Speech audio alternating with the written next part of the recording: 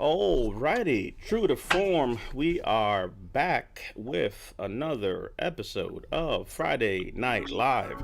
It is Friday. We are talking about some amazing things as you see on the title. Today we're talking investments and NFT New York, all things green or whatever your local currency may be, or digital if that's your play. My name is DP. I'll be accompanied by some amazing people. Disabled Army veteran, just touched down from New York City, doing some amazing things that we'll talk about. I got one of my good friends here with us as well that we'll introduce after the latest. So over to Amy. Hey guys, I'm Amy, disabled Air Force vet, and I'm just happy to be here hanging out with you guys. Sweet. All right. Disabled Army vet, and like DP, just touched down from New York City. Um, get a rope. Yeah, yeah. And we have one of my good colleagues in the business, Mr. Damon Ridley. I'll have him formally introduce himself, but we talk a lot about investments. We talk a lot about different strategies and different things that we may have done, things that I may have done. So really bringing somebody from the field. Quick disclaimer to all things: when we talk about medical things, it's not medical advice. We talk about financial matters, not financial advice. We talk about legal matters, not legal advice.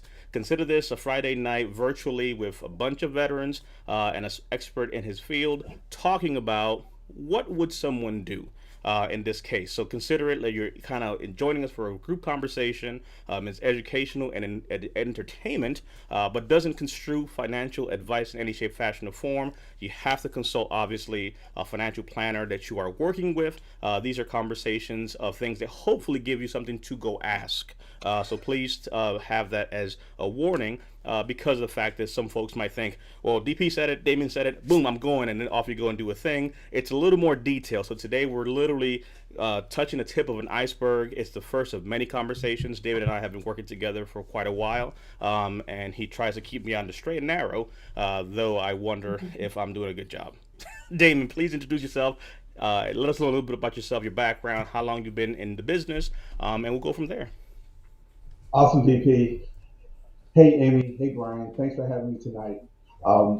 As DP mentioned, my name is Damon Ridley. I'm a financial planner and investment manager, and I've been in the industry for about 21 years.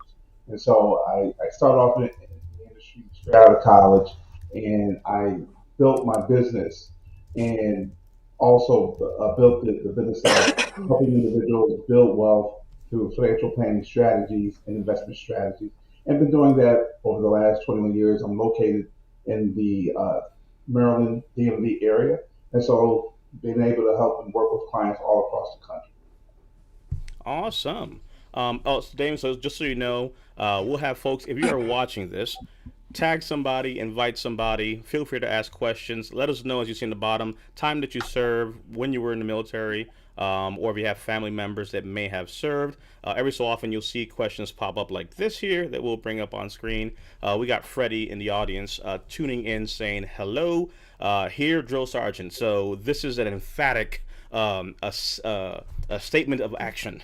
So it's not just here, but he is sounding off very loudly. From time to time, I have to break it down, so I'll put Damon in the same category as Amy and having to explain some of these Army technicalities. We got David Sinsu, one of our coaches as well, and good friend of ours as well, who's very interested in the space as well and different things like that. So, again, if you guys, feel free to say hello, tag someone, reshare it wherever you're seeing it. If you're watching us live, thanks for being here. If you're watching us on the replay, comment below some questions. We'll come back and put you in contact. We'll make sure you have all the information on how to reach out to Damon. But off the bat, Damon, I'm pretty sure someone heard what you said, and the first thing it thought to himself was, well, you lost me at wealth because the way my checking and my savings is set up, there's no such thing as wealth in there. Maybe some cobwebs and some bills. Two, investments, right? I'm just trying to get myself stable. So, kind of to frame the conversation, can you break down the differences between the different types of financial planners and different strategies? Because there are some folks that are going to work towards just debt management, right? Some folks are going to look at trying to stabilize things, and then some folks are going to look at moving into a place of wealth, right? So, like that, you probably have heard one of the statements that the poor tend to spend, right? The middle class tend to save, and the wealthy tend to invest.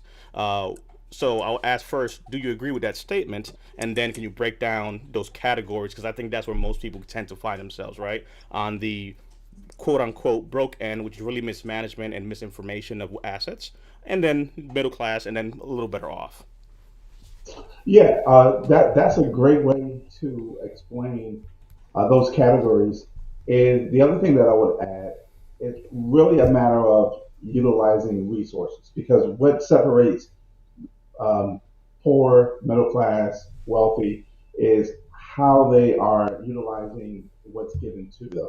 So obviously, individuals who may be considered low income, they're not generating the same kind of income that a middle class or upper class wealthy individuals may generate, and so therefore they don't have the extra to potentially invest to improve their situation, or they may have a smaller amount to invest over a period of time. So that's a very critical component because you can still get help. You can still elevate yourself regardless of what position that you're in. But it's all about what you do with the resources and are you positioning yourself so that you can obtain more resources over time. So would it be a fair statement? And we talked a little bit about this, and especially so our audience predominantly tends to be veterans. And one of the things that I always mention when it comes to veterans, when it comes to investment strategies, when it comes to forward thinking things, crypto, whatever the case may be, um, we all learn something, right? And when it comes to finances, that's the one thing we don't talk about, right? It's almost like you don't talk politics and religion and you don't talk finances, right? And it's one of those things where I think for the most part, as a veteran, as a minority, it's hard as a man to ask for help, right?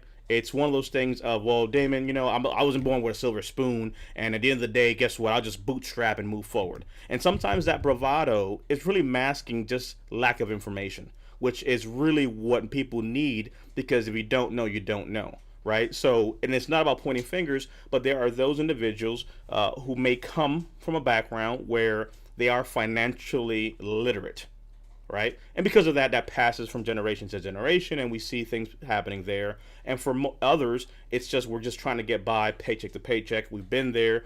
We can grow from there. So now, looking at that perspective, can someone who maybe isn't in their 20s, right? Maybe hey, I wish I would have started, but that train has left me, right? Because you've never worked, Damon, with someone who's 40 years old. You've never worked with a 50-year-old. You've never worked with a 60-year-old who's just starting the journey. Is it too late for someone who might feel like, you know what, that would have been a great strategy 20, 30, 40 years ago? Is there hope for someone, or can someone come in at any point and still change things around as far as their financial climate and situation is concerned? That's a great question. And the simple answer is yes. You can come in at the bottom of the ninth inning and have some significant opportunities. And the reason why is simply because financial planning is just one math equation. It's how much money do you need to invest and how much growth does that investment need to average to accumulate that lump sum of money so that it can generate a paycheck for you or help you get to your financial goal. So first and foremost, it's a mathematical equation regardless of what age that you're in. Now, the tricky part, and this is something that you don't really hear, is that a lot of people are actually impacted by financial trauma.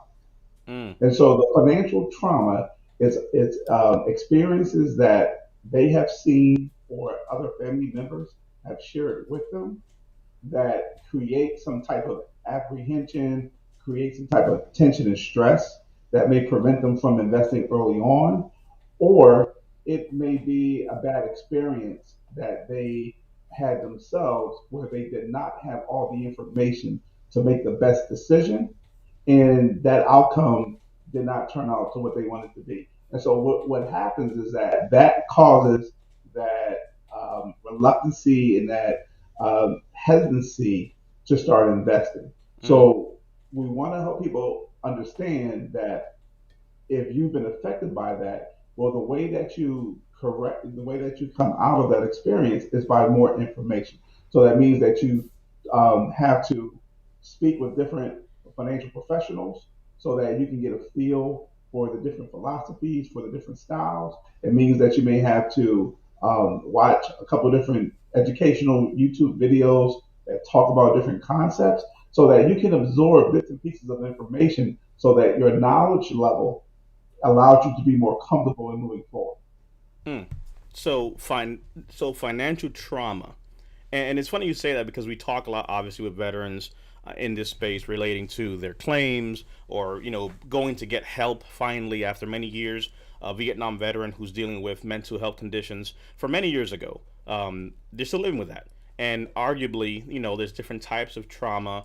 When you look at finances, those things affect everything, right? Your livelihood, the job you do. Are you doing the job you want to do or the job you have to do? Are you living the life you want to live or are you living the life that you're relegated to? It's and I think framing this conversation where, it's understanding how to wield a tool and a resource.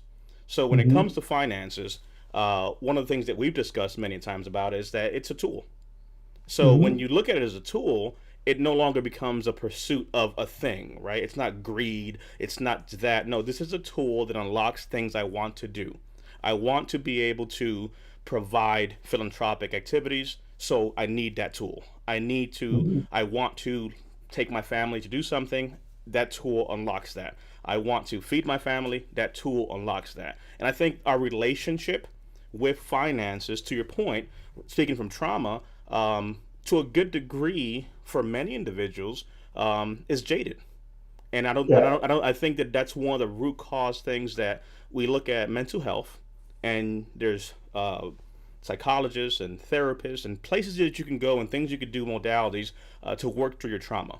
So when it comes to financial trauma, right? Not knowing what not to know, repeating things, factors like the way that we were raised no longer is necessarily the best way to transact in the world. Gone are the days of putting your money under a mattress and never having any debt, because understanding leveraging debt, understanding strategies, which we'll talk about, it's a different world. So, almost, what would you say to someone who comes from the mentality of, you know what, Damon, my priority here is I want to have no debt, owe nobody no money, and keep my money in the bank. But then we start factoring things like inflation. We start factoring things like the fact that literally, and we did this on our last show when we looked at the inflation rates over the past 5, 10, 15, 20 years.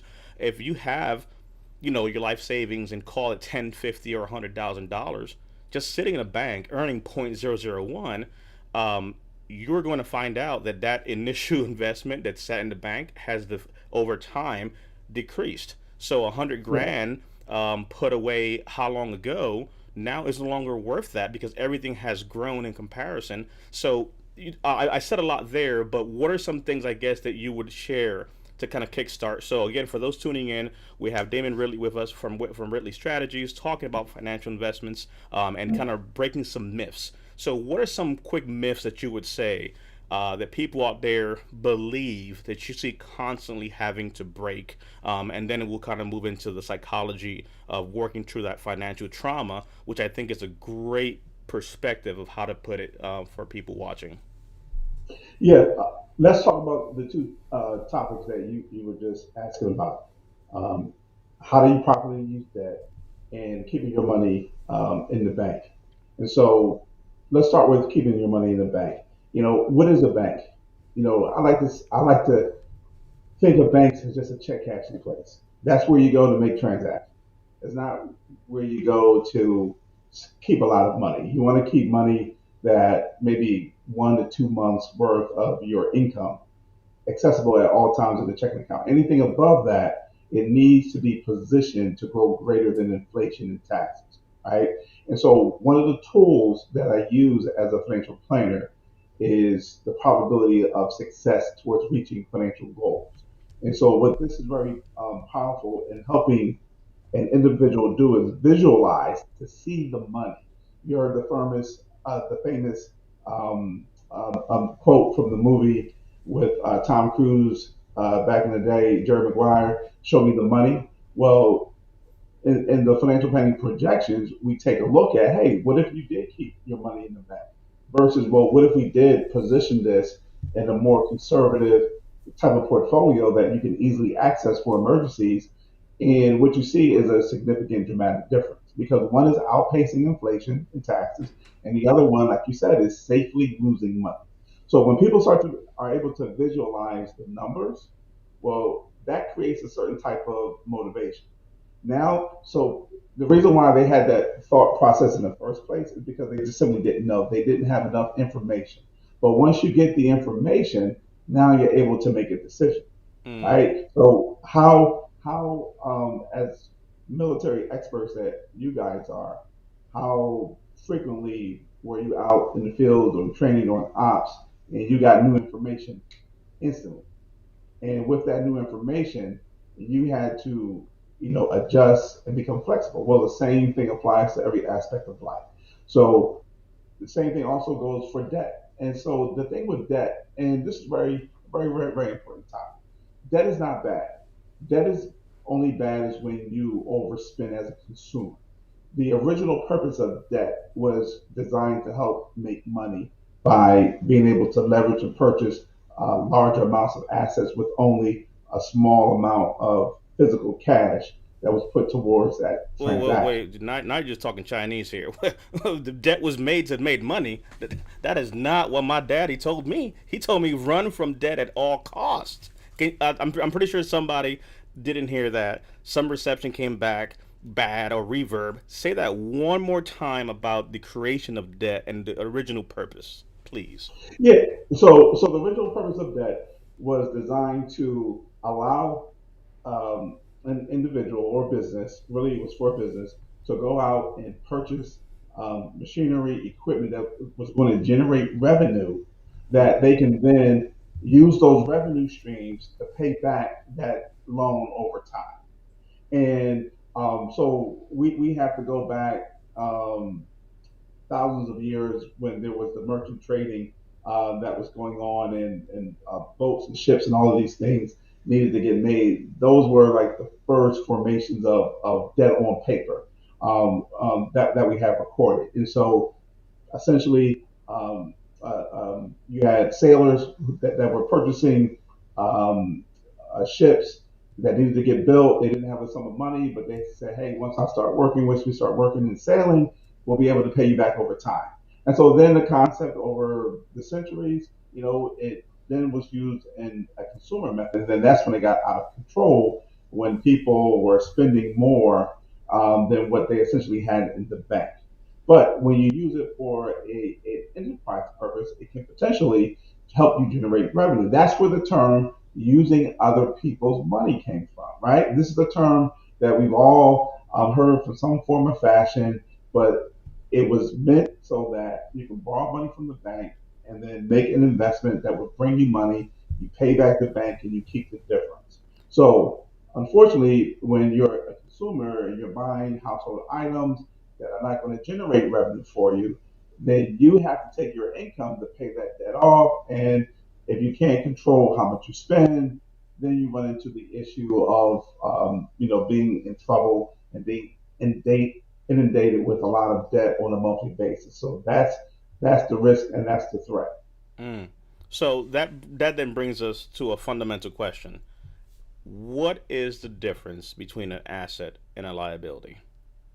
Sure. So an asset is something that will increase in value, and a liability is something that you owe and have to pay back.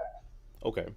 So now, and again, for those watching know how we do this, you've worked with folks in different categories, correct? So just to kind of frame it, can you talk to us a little bit about overall the different categories of individuals you work with? Because somebody assumes, obviously, maybe you're only working with someone at this, bracket or this net worth.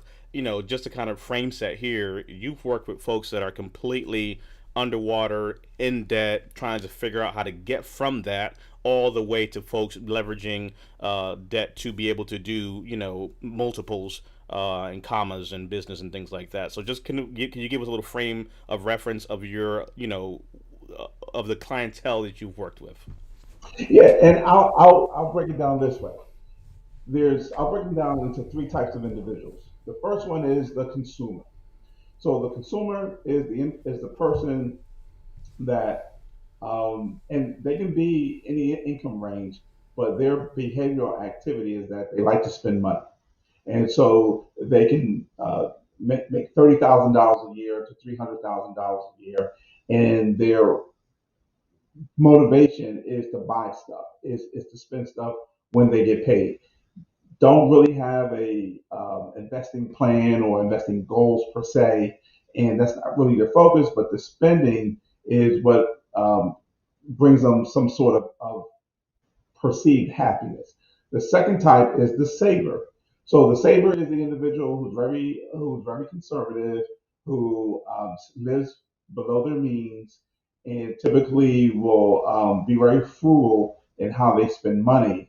And they do a great job of saving money on a monthly basis. And typically, the way that you're able to save and invest money is that you have to live below your means. You have to spend less. So if you can afford an apartment that's $2,000 a month, but you choose to live in an apartment that's $1,200 a month. So you're saving that $800 difference.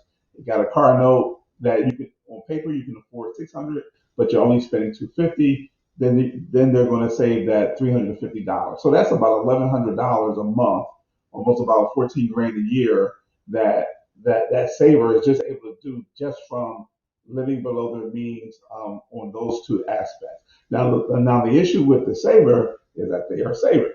Saving doesn't help you build and grow wealth. That money just kind of sits and really loses value over time. The only reason why it increases is because you're adding more money to it, and the amounts of money that you're adding to it gives the perception that the money is growing. The third type is the investor. So the investor is the person who's highly motivated and is systematically saving money out of their paycheck, whether it's 10%, 20%, 30%. They're they're oftentimes they're going to max out their retirement plans through the employer. Then they're going to have additional savings that go into an investment brokerage account where they can buy some of their favorite stocks and also keep some dollars in cash. And they typically, when they spend, they will be aggressive in how they spend and typically like to try and pay it off over a 6 to 12 month period of time so that they can make sure that they have enough money to invest as aggressively as they like. And so they'll look at different type of investment vehicles in the market, in the stock market, whether it be individual stocks or mutual funds or exchange traded funds that can help them accomplish their investment goal. And I want to ask Brian and Amy to chime in here with some thoughts. But I think that really kind of starts to set up the conversation because I think for many people, when you start talking about strategies or you start talking about options and things, they think that's something that only applies, elsewhere. And the fact of the matter is, you could apply said strategies either, again, like you mentioned, right, to work your way out of something, to work through something, or to build something. One of the things that I've always kind of said a few times that, for me at least, clicked from one of our conversations way back, and looking at just life, right? It's the hesitation of, but you don't understand, Damon. I want money now to do something, right? Like if I'm investing and doing, how does that help me today, right? And that brings in the argument of patience, of financial discipline, of being able to understand what are my wants, what are my needs. But one of the analogies I've always said a few times is people tend to always win in the game of Monopoly. If we play Monopoly right now, guaranteed everybody knows that resident Monopoly champion. But in real life, they can't replicate that because in the game, right, you pass go, you collect, you don't spend it on stuff that's emotional. You're strategic. You want to buy the block, you want to build the houses, you want to build the hotels, you want to begin to accumulate, you want to buy electricity, you want to buy all the things we do in the game. We have the strategy down to a science. You can't play, you know what I'm saying? Because I already got a whole strategy of how I'm taking over every block. But in real life, as soon as you get that first pass go, collect 200, it's, well, I really want this. I really want that. And the game Monopoly, right, doesn't factor in emotions and all the similar, all the stressors and things like you mentioned about staying within your means, and at times even understanding that maybe staying below your means, which again, it's a completely different mindset shift. But am I willing to, for lack of better words, eat shit for a year or two, even though I got a raise? And guess what? I did not get a raise. My investments got a raise, or I got a few more money or bonus. You did not get a bonus. Maybe that account got a bonus. And understanding how to play the long game, because if you can hunker down for a year or two or five, what does the next 10, 20, 30 years look like? Because you know how it is. You just graduated school yesterday. Me and Brian just went to boot camp the other day. Amy just left the Air Force. And just like that, the kids are 18, they're off to college, and it's like, what the heck just happened? If I only would have fill in the blank. So maybe, yes, I can't go back to my 20s or 17s or whatever, but I can pass some of that fiscal responsibility and education to my kids, but I can still make a damage and I can still make some changes. But when it comes to that, I always try to equate that for folks who are saying, hey, we win in the game, but in life, there's a lot of other things that we have to factor in. So even conversations like this to show that, hey, we put our parents like everybody else on, but it takes some fiscal responsibility to be able to put things in perspective. Amy, some of your thoughts, because you talked to Damon not too long ago, so you have a little inside scoop on some of the magic. But what are some of your thoughts? So I did, and it was very educational. I guess my comments on I didn't know a whole lot about it and still arguably don't, but just having the one-on-one with Damon was very enlightening because he kind of had me identify my goals and what I thought was important to me. And I hadn't really said that out loud before, and I hadn't really been challenged to think about what my goals are today, what they're going to be tomorrow, what they're, so on and so forth. And so I just appreciate the breakdown of asking me what was important to me. And then as far as like with my kids and how much I could afford to invest. And if I can't afford that at this point, working towards that. And so it just was very enlightening to kind of understand things that I mean, it's kind of sad, but I'm 40 and I hadn't heard some of that stuff before, and I don't think I had ever identified, nobody has ever challenged me to identify some of the things that he did. And then understanding what investing today, even 10%, looks like for 20 years from now, or, thinking about hey, when your kids maybe need help with something, having that emergency fund that you can borrow from, or and I had some unique situations that I had questions about, so that was very enlightening for me as well, because yeah, it just was it was good for me, and so I think it was great for me to really put things in perspective, and I think it really got me to look at what I'm spending my money on and realizing that actually 10% should be pretty easy. Yeah. And thinking about the things that are maybe wasteful that that I don't need to do. So I guess going along with living within your means. But I also like how he was open to what are you comfortable with? What do you want to be able to live on? What kind of lifestyle do you want to live? And what can you do with said amount of money per year? And then what are you going to do with the rest? So, yeah, I think it was. But you said something, Amy, that was pretty powerful. You said, so you've never had to say certain things out loud, and you had to kind of really ask the question of like, what exactly is it that you want? Because think about it, right? Like, for most of us, it's like life just starts happening, right? You know what I mean? You graduate, life happens, you find someone, there's a child, there's another one, like just life continues to happen, and you never really sit down and think strategically, and it becomes more reactive, right? I'm just reacting to life. I am living paycheck to paycheck. One of the stories we've told one time, I remember a friend of mine's way back when who lived on payday loans. He lived his entire life on payday loans, and I've it was heard that. insane. with I've the heard fact about where you that. were Yeah. paying 20% to borrow money, like he get paid on a Friday to pay back a thing on a Monday, take a loan on a Wednesday, and do it all over again the next week. And you sit there going, what is happening here? And mind you, those are the things that, tend to happen because you're reactive and people, you wind up in a bind and it is what it is.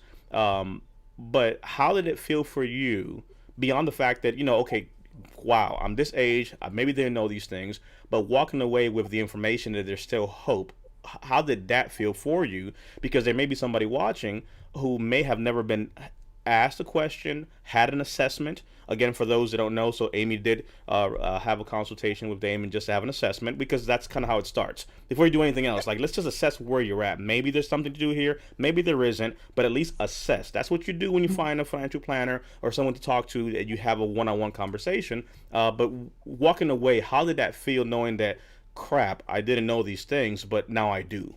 What's going on in your mind walking away with that information that you didn't have before that now you potentially can execute on? I think for me, I don't know if I would say the thought of that was intimidating or overwhelming, but it was something that I didn't know anything about, and it kind of seemed complicated to me. And so, my thought of, investing and, the financial planning and stuff, it kind of seemed a little like I don't know anything about it. So Mm-hmm. I can't do anything because I don't know anything about it. And so, for me, I guess I'll speak specifically to my meeting with Damon, is he made it very comfortable for me to make me feel like, you're still good. You can still do this and you can still do that and you can, benefit. And so it was, I guess, positive for me because I felt like, okay, well, I may be late to the game, but I can, still play in the game, right? And so, that was a good feeling to think that even though I think sometimes, I probably would have never talked to a financial advisor if you hadn't said, hey, reach out to Damon. I would have never done it. I wouldn't have, I don't know if I would have even thought about it. Um, and so I think, that was very encouraging to me to realize like that, to see what I could still do at my age. And then, like he was kind of saying, the difference between just putting it in the savings account versus your money making you money. And so you think you're good because you're saving money, but really you could be doing so much more with your money and it's more secure that way. And so, he gave me a lot of different scenarios for my specific situation, that made me kind of feel hopeful and almost a relief of some of the things that I was kind of concerned about. So I think it's great to have that one-on-one because it's a personal of what your situation is. And you don't feel like a dummy, like that he just makes you feel like, oh, you got this, like we can do this and we Mm-hmm. can do that. And this is what we can, and, very simple and calm and comforting. And so, I guess I wish I would have done it a lot sooner. But I'm thankful that I had the opportunity and that he can help me get on the right track and help me get set up because I don't know. I don't know what this fund means or that fund means, or how much of my money should go in this one or how much should go in that one, or what should I do about life insurance and Mm-hmm. what should I do about, emergency funds and how much should I have in each. So it was, I guess, for me too, to have that guidance, because it's not something I'm aware of, is going to be very beneficial for me financially. I would caveat and say that definitely make sure your $5 goes to the Me and Brian fund. So let's just put that out there right now. We need to make sure $5 goes to our fund.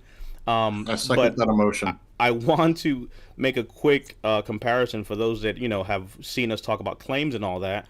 And this will probably maybe the first time, Damon, this happens. So brace for impact.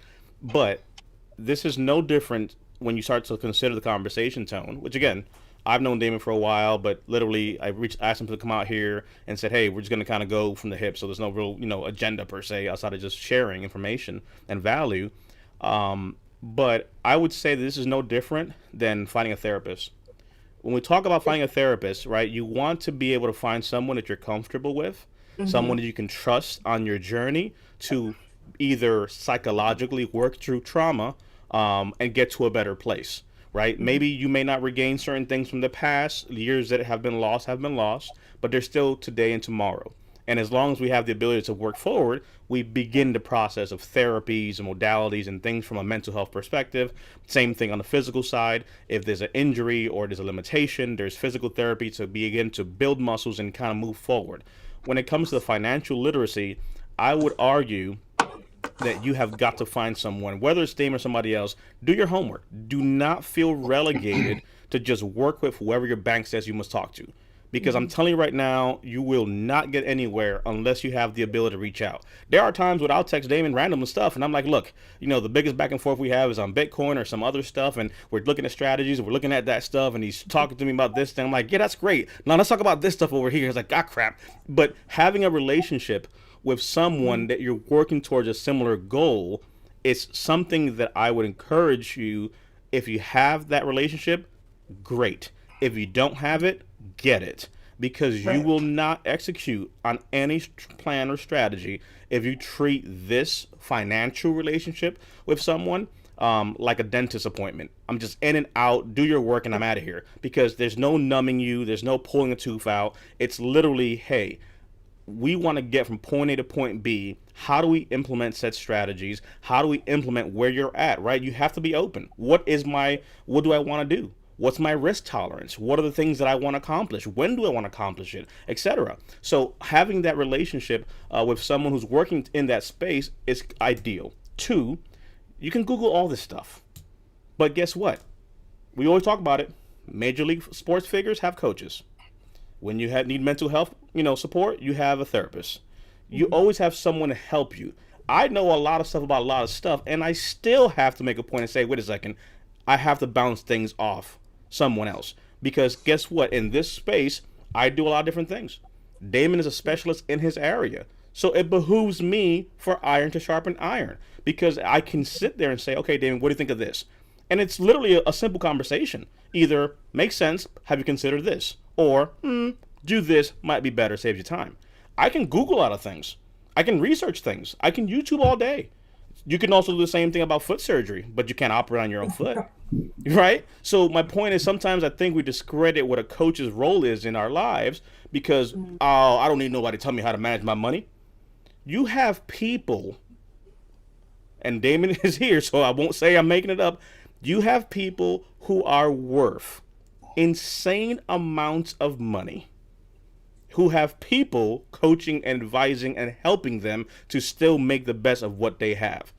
People worth 7 figures, 8 figures, 9 figures. Someone is daily taking care of the business of making sure that they have the ability to create wealth for themselves and their families.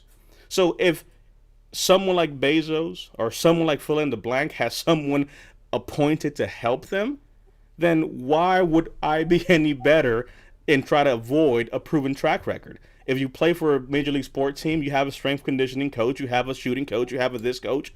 It's the same thing. So I just wanted to really put that out there, because Amy didn't walk away from this feeling, man, I'm dumb, never doing it again. No, it's like you're Oh, supposed to right. walk away encouraged of saying, I wish I would have, but shit, we got a plan and we're going to execute. Because the minute she was done, she's like, I think I'm ready to make some moves. I'm like, execute. You know what I'm saying? Make it happen. Damon, some thoughts on that, and then we'll go to Brian. Yeah, Amy did an awesome job of really kind of sharing and opening up and revealing what was important to her, and that's a very powerful testimony, because a lot of times, I'll be honest with you, the financial planning and investment management is not as difficult or complicated as people make it out to be. It's almost like this fear of the boogeyman. All you got to do is just have money come out of your paycheck and start investing. And what tends to happen is that as you see the money grow over time, you become more motivated, right? So one of the things that you mentioned earlier, DP, was if you're in a lower income bracket and you're only putting away a small amount of money over a period of time, how do you make that commitment? How do you become more committed? How do you make the sacrifice to make the money available? Well, guess what happens? As you start off with, I'll use it $25. you start to see it grow, you start to see it accumulate, you get used to the money coming out, then you increase it to $50 a pay. Then that goes to 100. Then it goes to 200. And then what starts to happen is that you get this compound effect. And then over time, that's the opportunity. Now, here's a couple of things that is not really mentioned in the media world. And as a financial planner, I'm about 10 years ahead of the media.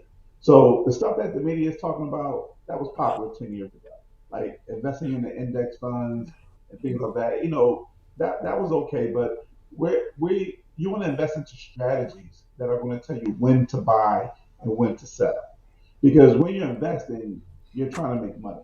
So you don't want to have your money in an investment that's going to give you a roller coaster ride, and the next thing you know, you look up and you're at the bottom floor, right? So an investment strategy is going to tell you when to hold whatever investment that you're looking at, and then when to sell it and walk away with a profit. And one of the key things that can happen now, within a 10 to 15-year window, people can become financially independent. And this is one of the first times that this has ever happened in the history of mankind. See, financial independence is essentially retirement in some form of fashion. So 30 years, 30, 50 years ago, that looked like when you had a job, you got a pension, and you paid off your mortgage so that you didn't have a mortgage, and then you essentially retired and you didn't have a mortgage, you had a pension coming in, and then you collected Social Security, and that was your retirement. Then the 401k was introduced, and our generation X is really the first generation to have the entire working career that they're able to invest into a 401k plan. It came along kind of in the middle of the baby boomer generation. But then another phenomenon happened was that in the mid 90s, you got easy access to investment brokerage accounts. So the investment prior to the 90s, you had to have certain account minimums that would allow you to have access to an investment stockbroker who would make the transactions for you because of the internet, because of this technology. We were able to start opening up these accounts in the 1990s, mid 90s, late 90s, so that now if you invest into a brokerage account and you have the right mix of stocks, they could potentially retire in 10, 15 years. You you think I'm exaggerating? Well, go back and take a look at the performance of stock, and this is not a recommendation, but this is just an example of helping you understand the growth of over the last 10 years of Apple, Tesla, and Amazon. Right? Mm-hmm. These are all names that everybody is familiar with. You're probably spending money on these companies on an annual basis, monthly basis. And so, but the problem was that you didn't have access to those dollars in previous accounts because they were predominantly retirement based. Well, now that you have these brokerage accounts where, hey, 10, 15 years after investing, you can accumulate enough money that can start to pay you what your salary is from your employer for the rest of your life. Mm-hmm. So this is the power of positioning yourself to building wealth, and over time, you'll eventually hit by default. So, and that's something powerful that I want folks to really pay attention to, which is the conventional thought process of investing is very different now, right? Damon literally just said you have the ability to have the right strategy in place, and we'll touch on it very briefly because I'm sure that's going to go like whop over somebody's head. But once you have a conversation, you have assessment of what exactly are your priorities, where do you want to allocate your funds, how do you want to do things, what is your investment risk tolerance, are you aggressive, are you long term, where do you want to go with stuff. That's a personal conversation, right? My risk tolerance might be different than Brian's and Amy's. We're all coming from things differently. What is our lifestyle? Are we going to retire tomorrow? Do I have another 20 years to go? Is there a health concern? There's a lot of variables that's why you need to have a conversation. With that being said and done, once you have those particulars in place, almost like a chef. Now, the right financial planner is going to be able to start cooking up now a strategy for you in a sense of saying, okay, based off what you want to do, where you want to be, these are the recommendations of ways we go there. And then enter now strategies, enter technology, enter AI, enter different trading, because you heard Damon talk about when to trade, when to sell, when to do things. There's a lot of dynamic, cool, amazing things happening now that are available. But being able to be in a place like Damon said, where you can have your investment literally paying you at a certain point, replacing your salary while still continuing to accrue and compound interest. So think about that for a second, right? Back in the day, it was like, hey, I saved up enough and I retired. Now I was gonna go, sit somewhere. Versus you have the ability, like we just talked. And the thing is, part of this strategy piece is also finding new things that will be tomorrow's Amazon, tomorrow's Teslas, tomorrow's Facebooks. So there's proven track records, upcoming things, different sectors, etc. But being in a place where, let's say that your salary is $70,000 a year, and you get to a point where your portfolio is paying you $70,000 a year while still accruing. Like, that's a whole different mindset shift. That when you think about, well, Damon, what does Kim Kardashian or Kylie Jenner, these folks live off of the money that they have making money. Like, we always, I think, saw it wrong. Again, regardless of the socialite, regardless of where you may sit on the spectrum, some people, whether or not they inherited or whatever, have made a point to take their revenue, to take their assets, and make those assets produce more assets for them to live the lifestyle they want. But it's not only relegated to them to do that. We can work towards that too, but there has to be a strategy and a plan. So back to military.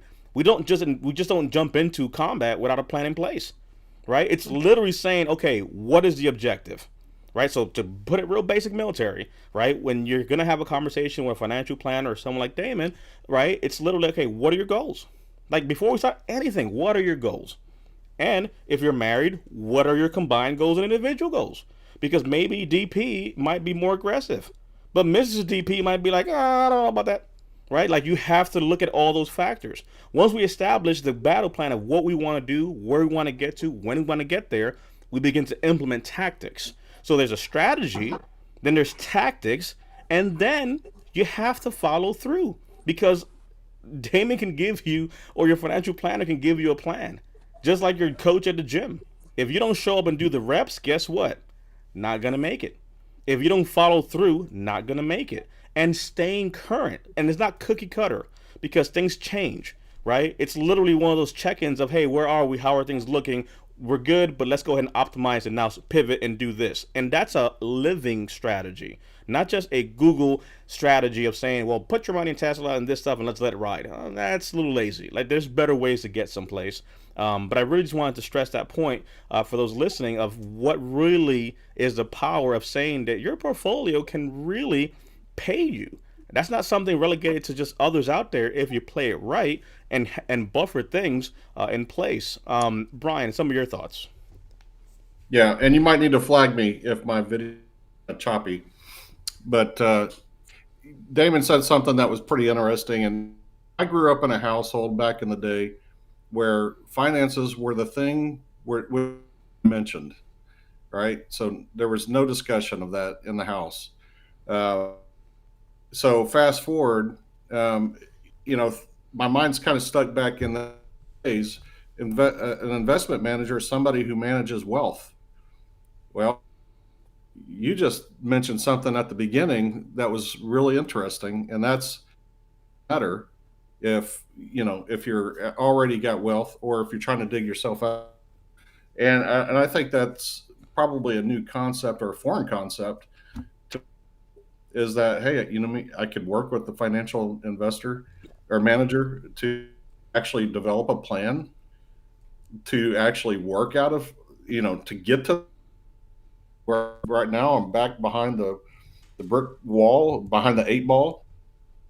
So I think that's really interesting. And certainly it's a foreign concept of just to think about that, because I know that just so many people to reach out to somebody like yourself that has that expertise to say, I don't have enough coming in income wise. I just don't have enough to work with. And that's and so we ourselves from maybe taking advantage of that skills or those develop those plans. No, I totally agree, and we're gonna jump here in a second to show Damon's page as well for those that may want to get some more resource and how to reach out and have some conversations. So jumping over here to RidleyWealthStrategies.com. Again, RidleyWealthStrategies .com. You'll see here Damon's page with different resources. Damon, when someone comes here, where would you direct them if they're kind of brand new to stuff? Help us navigate a little bit of kind of where to go and where's the good stuff hidden here on your website. Yes, thanks for the compliment. And I really took a lot of pride in developing this site, and this little introductory section here really kind of starts the beginning where we create strategy. If you scroll down a little bit more, we kind of warm you up to this is my favorite part, the boxes, because these boxes make it very specific and clear for certain areas that you may be interested in. And it's designed to educate you about some potential options so that we can then have a deeper conversation that is specific to your situation. And when you click on these different boxes based upon, where you are in life and kind of where you may be amongst these particular areas, it really starts to help you understand and get that first bit of knowledge Mm. and perspective about these different areas. And the reason why that's so powerful is that the role of a financial planner is first and foremost is to be an educator. Have to help you understand what your options are based on your situation. And so that education is giving you information that empowers you so that now you know where you stand and what options are available that you can choose.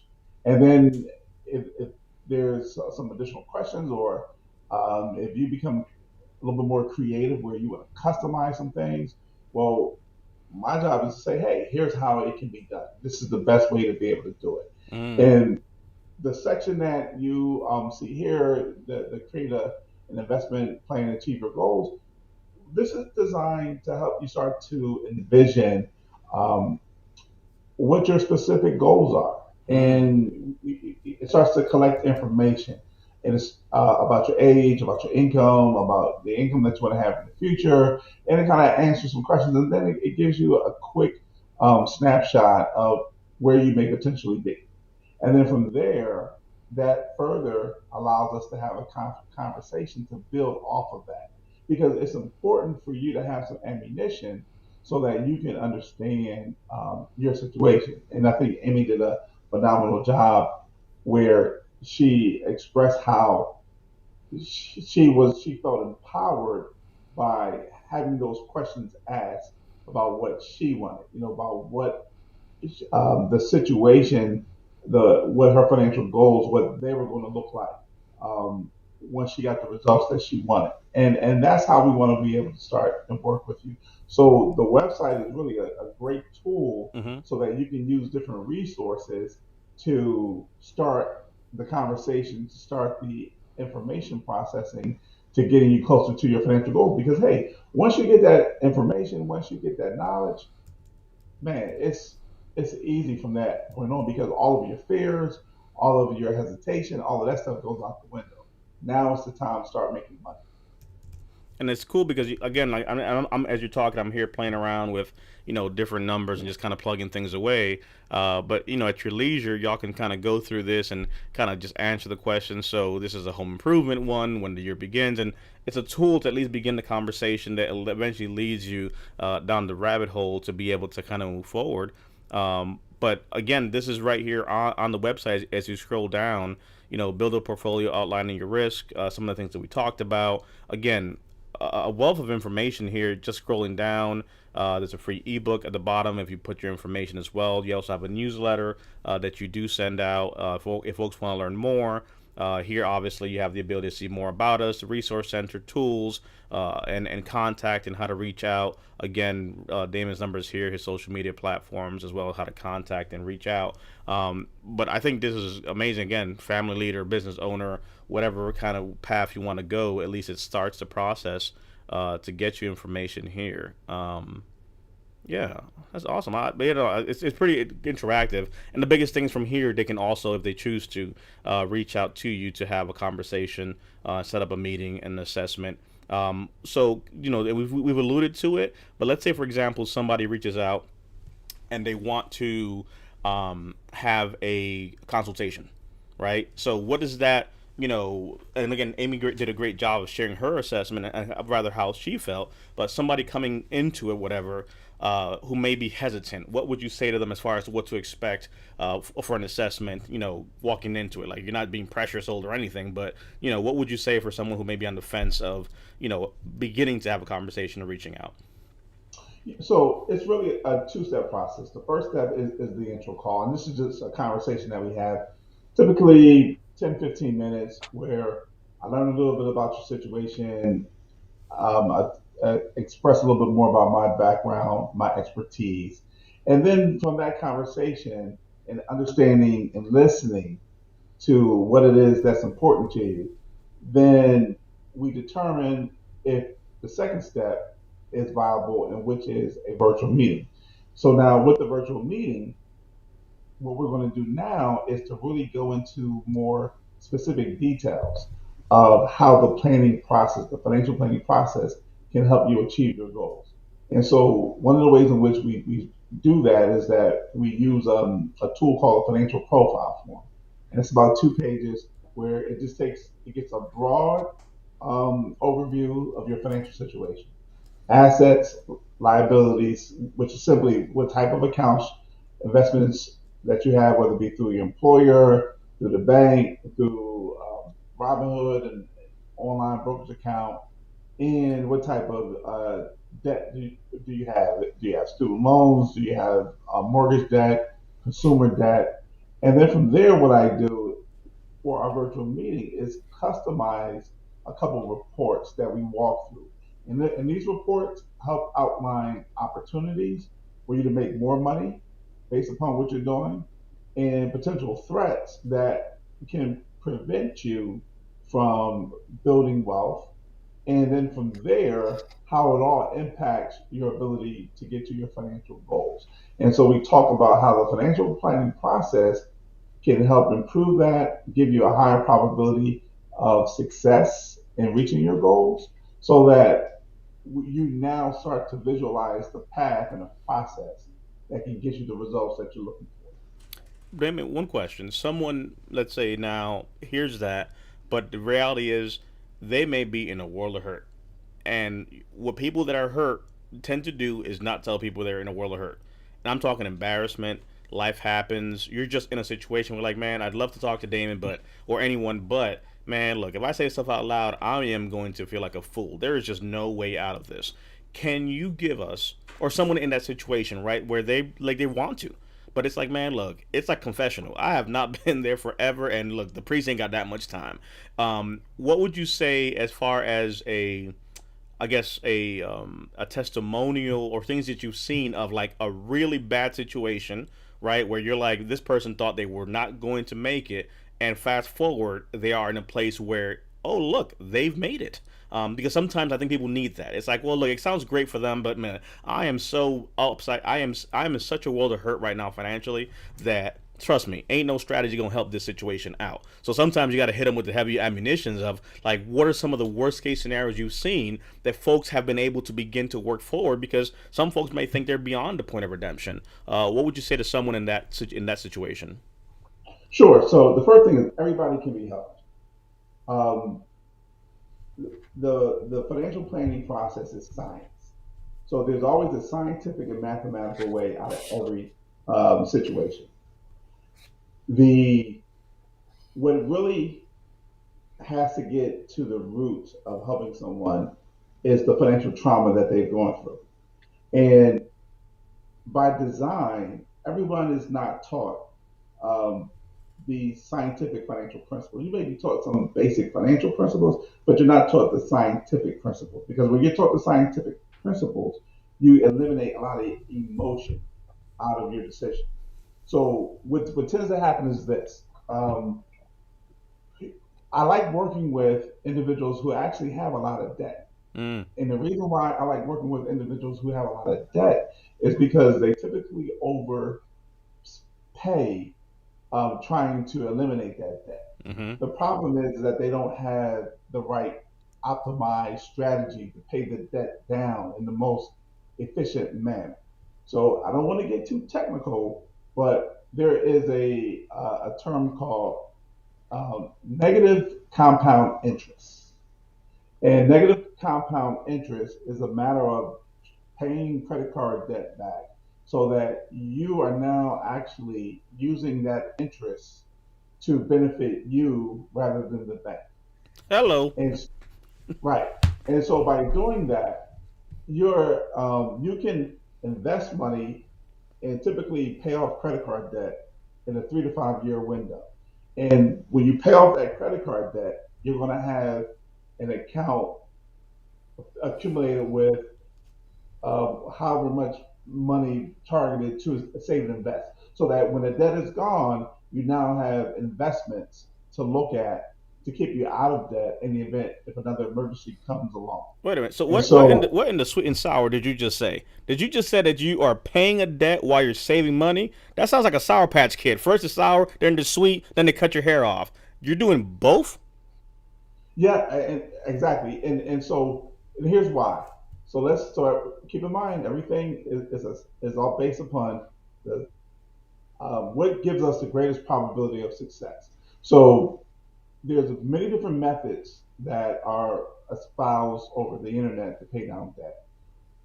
There's one popular method where there's a lot of aggressive payments that are made to pay down debt, and it doesn't really focus on saving. And it's great if nothing ever happens to you along the way, if there's Mm. no emergencies that come along.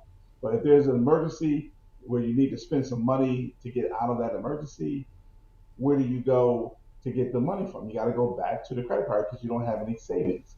Now, you may get out of debt in maybe 18 months, 24 months that way, but over that 18, 24 months, you're rolling the dice Mm. because you don't have any savings.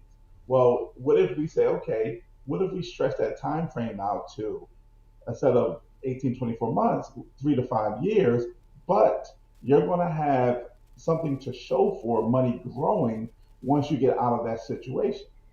And so the power behind that is that even if emergencies come along, well, you have a resource that can still keep you focused on paying down your debt and not knocking you another 12, 18 months behind because there wasn't any available cash. So that's a very, very important concept because you have to be able to have stuff that resources to show for that work of paying down the debt. And then what starts to happen is that when people start to see money growing in an account, it changes their whole dynamic and perspective about what they're going through. So now time is no longer an issue.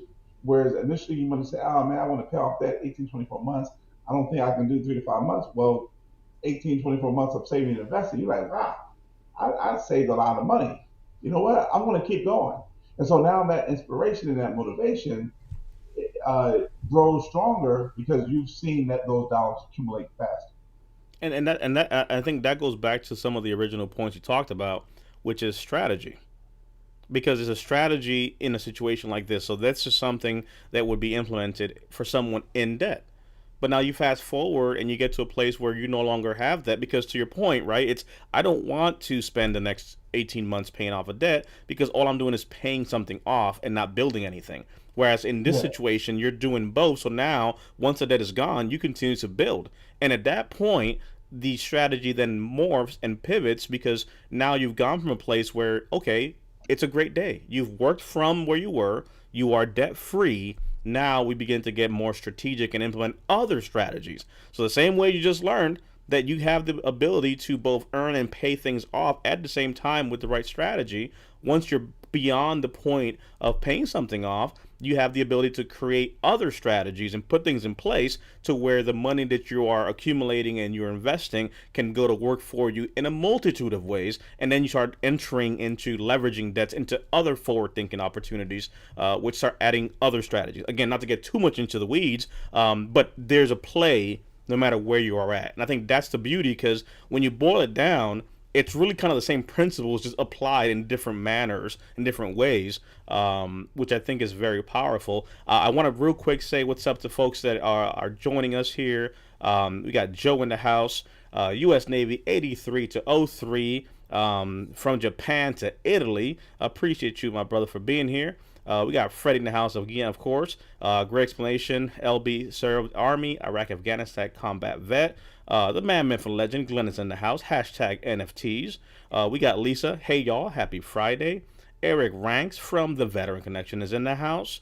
Our brother Manuel Salazar is here saying good evening. U.S. Army retired, Ohio at 90%. And then Freddie commenting and agreeing, saying most definitely. If those of you watching have some questions, feel free to put them in the comment section. We'll go into a Q&A section here. One thing I will say, Damon, that I think would be prudent to say here is, with our demographic, some of the work that we've done with veterans, I think this is a great conversation to have, because we have veterans who, we've been able to help them finally get to a place of applying for benefits that they're due. And for many of them, they start this journey, and the way the VA works is, let's say today a veteran decides to put a claim in, right, for compensation, but it takes them a year until to finalize it. So it takes a year. You have a 1 year window from the minute you say I'm going to file a claim. You have 1 year for that intent to file. I'm intending to file a claim, and we always say, hey, start the clock, because guess what the day is? Day number 1. The clock runs. You submit your claim, let's say, a year from now to the date, and the VA doesn't call you for another 6 months.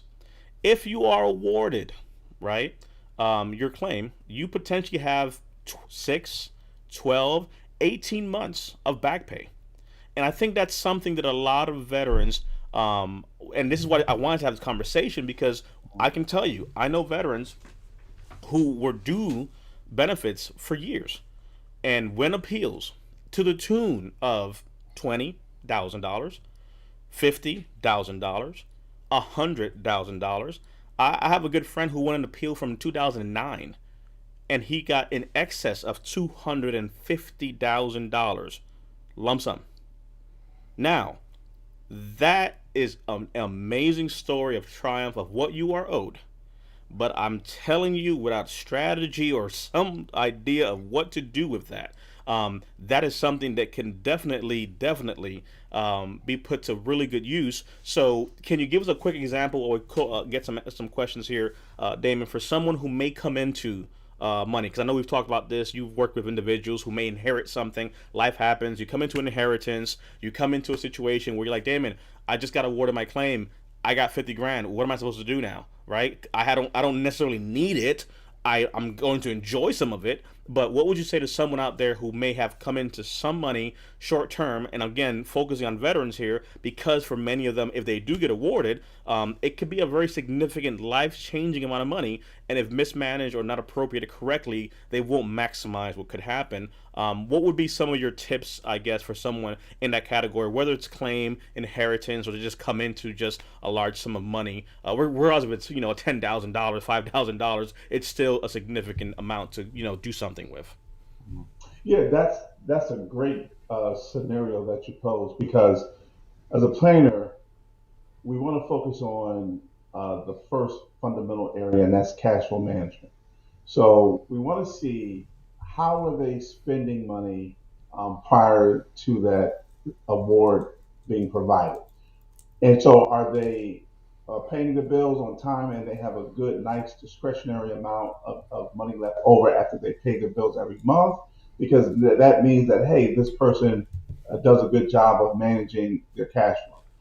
So that person can then look at identifying what some of their short, medium, long-term financial goals are. So short-term goals that you may want to accomplish within the next 12 months, or 12, I should say, within 12 months to up to 3 years. Medium term goals that are 3 years to 10 years, and then long term goals are 10 years plus. So we want to get an understanding of, hey, what do you want to accomplish during that period of time? And if there's nothing that you want to accomplish, okay, well, why not position these dollars so that they can be invested? And if you need to access or tap into them, you can do so at any point in time so that you have flexibility with these dollars. And then eventually, when something does click, when you may think, hey, I want to um, use the proceeds to invest into a business, use the proceeds to purchase some multifamily real estate, or I want to allocate it towards retirement, it's an easy pivot to be able to position the dollars to do so. But the first and foremost is that we want to really make that money go to work. When it comes into you, we want to give it a hard hat and a lunch pail, and then send it back out the door and say, now you got to be an earner. Now you have to be able to grow. And then we, want to figure out, what's the right mix of strategies and stocks and bonds that you're comfortable with, uh, so that you can stay invested over a long period of time. Now, if your cash flow, let's say your cash flow is on the opposite, where you're kind of paycheck to paycheck, you're struggling to pay some bills, then we want to look at what's causing that financial stress. And then we may want to consider using some of the money to lighten your cash flow load. So we can take some of those dollars, pay towards some of those expenses that are costing you to live paycheck to paycheck so that we can then create some excess income on your traditional bills on a monthly basis, because now that gives you the cushion. The discretionary income is discretionary. You can do whatever you want with it, but that money can be used to invest some of it. It can be used so that you can really enjoy your lifestyle on a monthly basis without having to use debt to fund that lifestyle. And then whatever's left over, we'll invest to help you achieve your goals. So we want to be able to give you that balance, but also that long term goals. The major important benefit of financial planning is that it's going to juggle and create balance with a lot of areas in your financial situation at one time.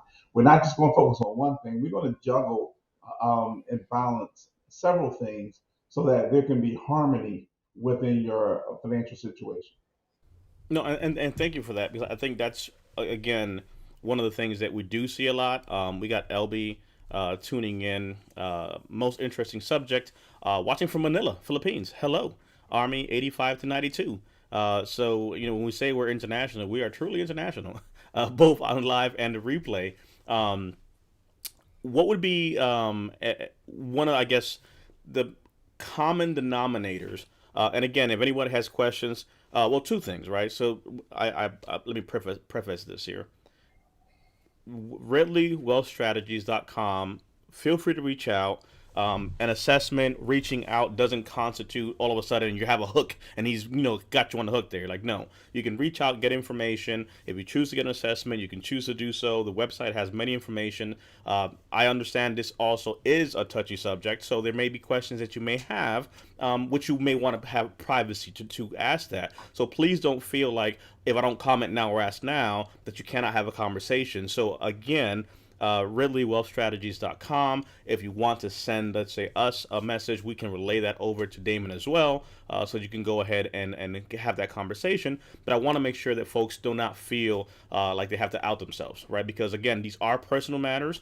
So if it's something personal in your financial situation, you don't have to out yourself. If you have generic questions you want to ask of processes and so forth, feel free to ask. Again, doesn't constitute financial advice. We're sharing information that hopefully you can take back to a financial planner that you're working with and make informed decisions.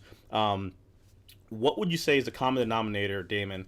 Because again, I really want to challenge people to start thinking beyond their situation, right? Yeah. Because the biggest thing here is, well, Ridley Wealth Strategies. Well, what do you mean? Well, no, let's just talk about it. We are looking to build wealth. Doesn't matter if you're in debt or not. That's the goal, right? So it's one of those things of saying, let's not get limited by where we're at now. Let's look at the bigger picture, right? So, well, I don't have any business talking to Damon. Yes, you do, because it's about getting to a place of having strategies to get you wealth. right? So there's a punchline. Don't be intimidated by a title or a naming convention, but rather be motivated to work towards it. That would be the first thing. What would you say, Damon, is a common denominator on the success range of the individuals you've consulted, managed, worked with that are successful, right, financially, who have built wealth? There's common traits, right? Success leaves clues. So now let's go to the far extreme of people that are completely like hashtag goals. Like that's where folks want to be, living the life they want, how they want, with their families and so forth. What are the common denominators in your experience that you've seen of like, I see it here, like it becomes like the matrix almost, right? What are some of those things that you would say you can identify for folks to kind of listen and begin to look at, wait a minute, how can I begin to emulate some of that? Because again, right, like anything else, we're emulating success, we're picking up clues and so forth. But what would you say are some common characteristics that you've seen in your experience that highly uber successful individuals who've been able to amass wealth have in common? Man, this is you should charge a fee for this question right here because listen, we're going to change some lives with these answers, and it's really three things. The first one is just the willingness to want to do better, the willingness to invest on through a paycheck period, the willingness to want to achieve their financial goals or have or create financial goals. That's the first thing. You have to have the will. I can't convince you to save yourself, right? So you have to say, hey, I'm going to do this regardless of what it takes. So the second step, the people that tend to have the most success are those individuals who are aggressive. They keep their foot on the gas, meaning that they want to save 10, 15, 20, 30% of their income at a minimum. And they're going to pay themselves first. So when they get paid, they're going to take the income that they receive and invest that 10, 15, 20, 30%, whatever that number is, first. And then they're going to live off of their lifestyle of what's left over. All right. And then the third component is um, that they can handle chaos. Like Mm. they don't get rattled. Something happens in their life, they don't stop investing. If a relative passes away, a family member passes away, they don't stop accumulating towards their goals. And they also use a lot of insurance, so that the insurance is this bulletproof vest, is the financial bulletproof vest and safety net, because they know, hey, if something happens, the party still goes on.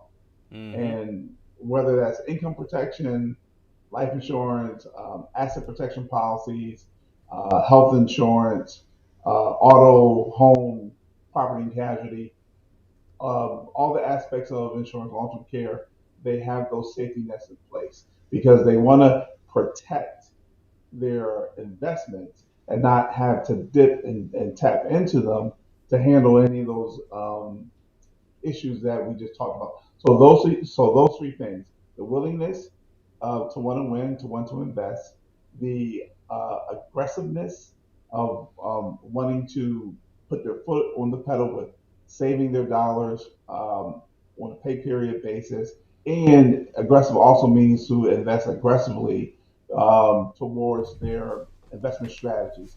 And then second is just not get rattled in chaos. Mike Tyson said it best. Said everybody has a plan until you get punched in the mouth. Hello. Well, when you get punched in the mouth, are you going to counter back? Are you going to now start to dip I inside smile with a bloody and mouth and keep on pushing. right? And you're going to keep working through it. So those are the three things. Listen, I can give you some examples where I've had millionaire clients who got lucky because they were in a certain type of industry and they just made a lot of money because they were in a certain type of industry by default, but they weren't good with, now that they got the money in their hands, on how to make it work better.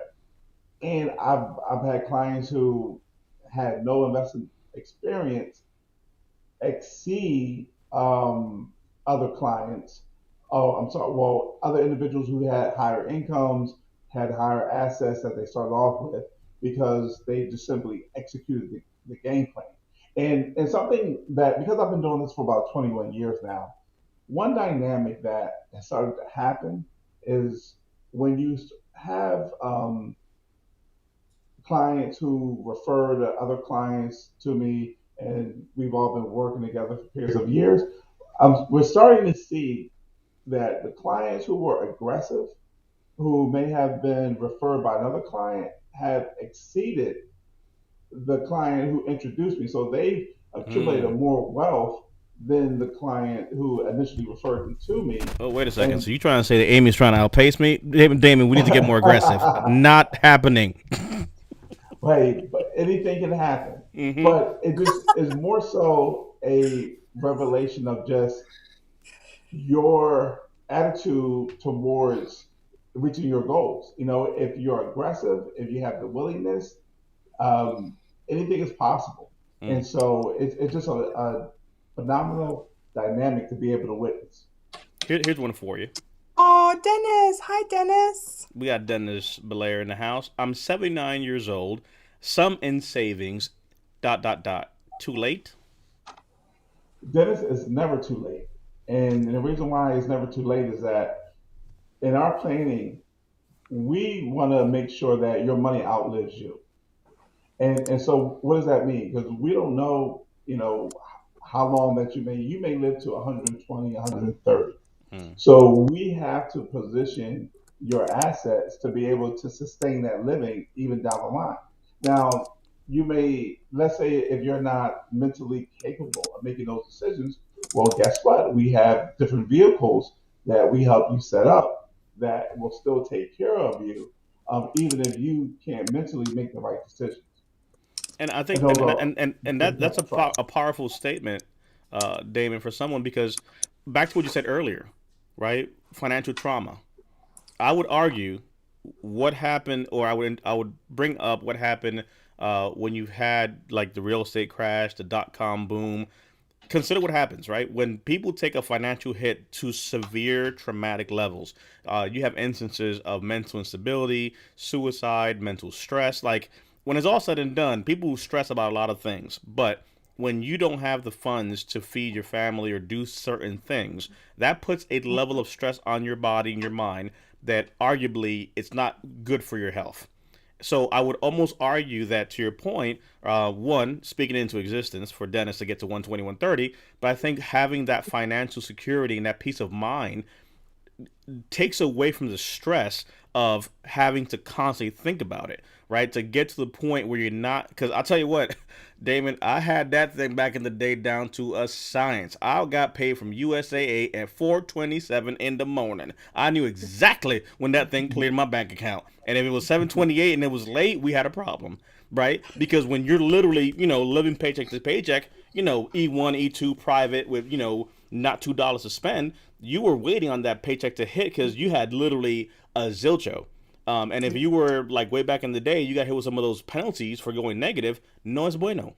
So, moral of the story, the financial literacy and being able to have that plan to give you that, like Amy mentioned, right, that okay, there's hope here, right? I have a plan. I feel more like I have less to stress about because life is stressful as a whole. Things happen as a whole, but the Yeah. fact of being able to have a plan, and I want to be able to focus on this for folks. It's not just saying, hey, invest here, invest there. David talks about life insurance and different vehicles, different things. This is a whole life conversation when it comes to the finances of what are you doing to protect what you have? What are you doing to invest right now? Right? Today I invest this way, tomorrow I invest that way, but what are the things around me that I need? What's important to me? Right? My kids going to school, is that covered? Is that not covered? Am I empty nester? Is that no longer an issue? Is financial planning something that has to factor in health concerns because I deal with that or not? All these different things make better sense because you mentioned life insurance, you mentioned investment vehicles, and some people think these are all separate conversations that they're trying to get from different places. And really, there needs to be one part of the total conversation, strategy wise, to not only build something, but to potentially leave a legacy and create for Yeah. others as well that are, near and dear to you. But again, I think that from a health perspective, having that assurance that, hey, to your point, everybody has a plan to get punched in the mouth, but guess what? That's when training kicks in. Because the other part is, hey, Mike Tyson got hit a few times, but guess what? I'm like, okay, you take a knee. Life is gonna knock you down. You take the 8 count, but then you get your ass the fuck up, you shake it out, gloves up, and you get back in the fight. Because it's when you look at Amazon and you have a 90% correction of their stock, guess who had to dig deep, right? Bezos could have said, like, you know what, it's all over now. Everything's gone, Damon. It's gone. You know what I mean? And it's literally when you have the mental, dexterity and intestinal fortitude that one, you're not alone, right? So, for example, Damon's like, so what's your risk tolerance? I'm like, we burned the fucking house down and then we built it back up. My risk tolerance is very fucking high. I don't give a damn. Why? Because long term, we're gonna make it. But that's me. You know what I'm saying? That doesn't mean that it has to be like me. It's the point of saying, hey, at least I have someone that I can bounce an idea off of and know that in this world of navigating some finances, I don't have to go at it alone. So I would say that in a military perspective, saying, hey, look, Brian's in charge. He's the team leader. I don't know what the heck's going on, but if he keeps his cool, I'm keeping my cool. I'm like, hey, Brian, we good? Brian's like, check, we're good. Hey, Damon, we're good? We're good. Damon, this thing took 20% down. We're good. This thing took a 30% correction. We're good. Because guess what nobody focuses on? What about when we're up 20%? What about when we're up 30%? Hello. So these things, like all those little squiggly lines on all stock stuff, it's up, down, up, down, up, down. But over time, you see what we're doing. So that's one thing I really wanted to just focus on there as well. Let me see one question here. So Dennis says, thank you for answering his question. Dennis, definitely feel free to reach out and check out ridleystrategies.com. Again, just great information, great newsletter, just for at least seeing what you may have in your situation, what may be a plan, should you choose to have that conversation. Freddie says, if you are 100% VA, where your kids go to college for free, is it wise to invest in a 529 plan? So this is a good one, Damon, which is kind of the same conversation that we've had, where once we plan things, kids' college is squared away for tuition, but there's also the fact that there's other expenses in college beyond tuition. So what would be your position or your answer in Freddie's case? So in his case, he has, let's say, his 100%. His kids have college paid for, tuition wise. Would a 529 still be something recommended, or what would be your take? That's a great question, Freddie. So it involves a couple things that we want to look at. What is it that your kids are going to go to school for, and how much are you looking to invest into the 529 plan? And the reason why I say that is because something that I've been trying to help parents and their children take advantage of is opportunity when it comes to college. Here's the reality: a lot of people are not using college the right way, and so they're wasting college. College is good for networking and is good for the resources that they provide for you to get that trade, to get that level of expertise. Over the next 5 to 10 years, majority of college is probably going to transition to some form of online education. And so you want to be able to utilize that networking prestige of whatever school that you go to, so that you can get a leg up, become more attractive in the hiring market. Now, the one thing that I try and say to parents is say, hey, would you be open to using monies that you're going to willing to set aside for college to help your kids start a business? So if your kid is an engineer, if they're going to school for computer science, if they're going to school for law or medicine, what would you be open to using those dollars to help them start their own business once they're in a position with their level of expertise? Because that's something that's not thought of. Everybody's saying, hey, let's just accumulate some money so that we can give it all to the college and then cross our fingers and hope you get a job. And then what happens? You get smacked around as you bounce from job to job, because corporate America, they realize, hey, yeah, you went to school, but you didn't really learn anything. We got to reteach you. It's gonna spend 2-3 years to reteach you. because you're not the value is not that strong, we can't pay you a lot of money. And then what do? You're going to bounce around to different jobs and looking at higher income pay, and then we start to go down this deep rabbit hole. So when it comes to the 529 plan, we want to look at um, are you open to using dollars to help start a business? If you're open to help using dollars to start a business, then we may want to consider some other options that give you a little bit more flexibility than a 529 plan. Because you got education covered, you got that paid for. So now we want to go look at that next phase is, hey, how do you help continue to give your kids a leg up by helping them potentially start their own business or look at something where they can have greater control because that is where the opportunity is really going to start to come from in the future, where individuals are going to start their businesses based upon their expertise and training that they get from college versus getting hired because we've been doing that the last 20 years and it's not working. So something different has to come out of this process. I'll tease this. We won't give the full answer, but when you start looking at perspective, so one, Freddie, I hope that answers your question as far as some options because I would encourage folks to say one of the things we've talked about is even those folks that may be entrepreneurs. If you have an idea, if you have a problem you're able to solve and start a business, you may have strategies and options for other things as well.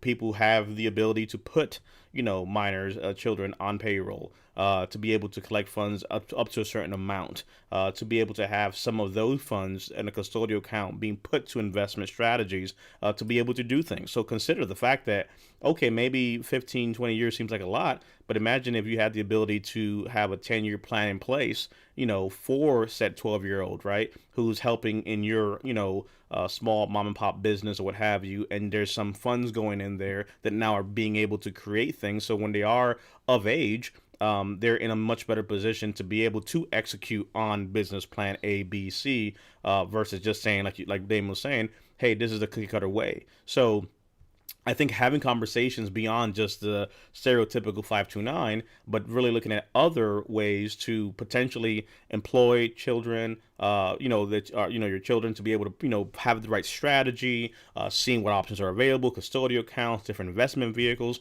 It's not just a one player, situation here. And this goes into the planning of what is available. So those are just examples and teasers that, we may have to come back and talk about because that's a whole different conversation in and of itself. But I really want to impress that there are so many options and ways, and we've just literally introduced the subjects and barely touched the tip of the iceberg. It's a very detailed and complex field. A Google search alone won't do it for you. Reading books is great information, but you really want to bounce, some of these ideas against someone for sure. Freddie said, "Oh yeah." Great answer, suggestion. I really appreciate it. Thank you. I actually have looked into custodial Roth IRAs for them as well. So that begins the conversation as well there for some options. So we'll take some alibis here, but as we start to wrap up with Damon, thanking him for giving us not only his time and some freebies that definitely we should have charged for a little bit for, but it's about providing the value and hopefully, something stuck, right? Watch it again, go back, hopefully share with someone who can get this information because this is how we get ahead. I think Damon alluded to it, but there's a lot happening right now in the world as a whole. And the opportunities we have now are not opportunities you see very often. And with all the changes happening, no matter where you sit, I would almost equate what's happening right now with like the gold rush. And there's two types of people that made money in the gold rush. There was the people digging, and there was the people selling the shovels. So my whole thing is, look, either get a shovel or sell a shovel, but get to working because I think that with what's happening with technology, remote work, the way the world is changing with, distance and the metaverse and all these different things, there's a lot happening. And having your ear to the ground and being forward thinking, like Damon said, things that we may see on television is 10 years ago strategies, right? We haven't even talked about strategies that are factoring in AI. strategies that Damon has overlaid on the market, looking at past performance, future performance, to be able to say, okay, when do we pivot from this industry to that industry? Where does this do a thing? Where does that do a thing? So in closing, I would say, well, one bonus question, because I'm sure someone may use this.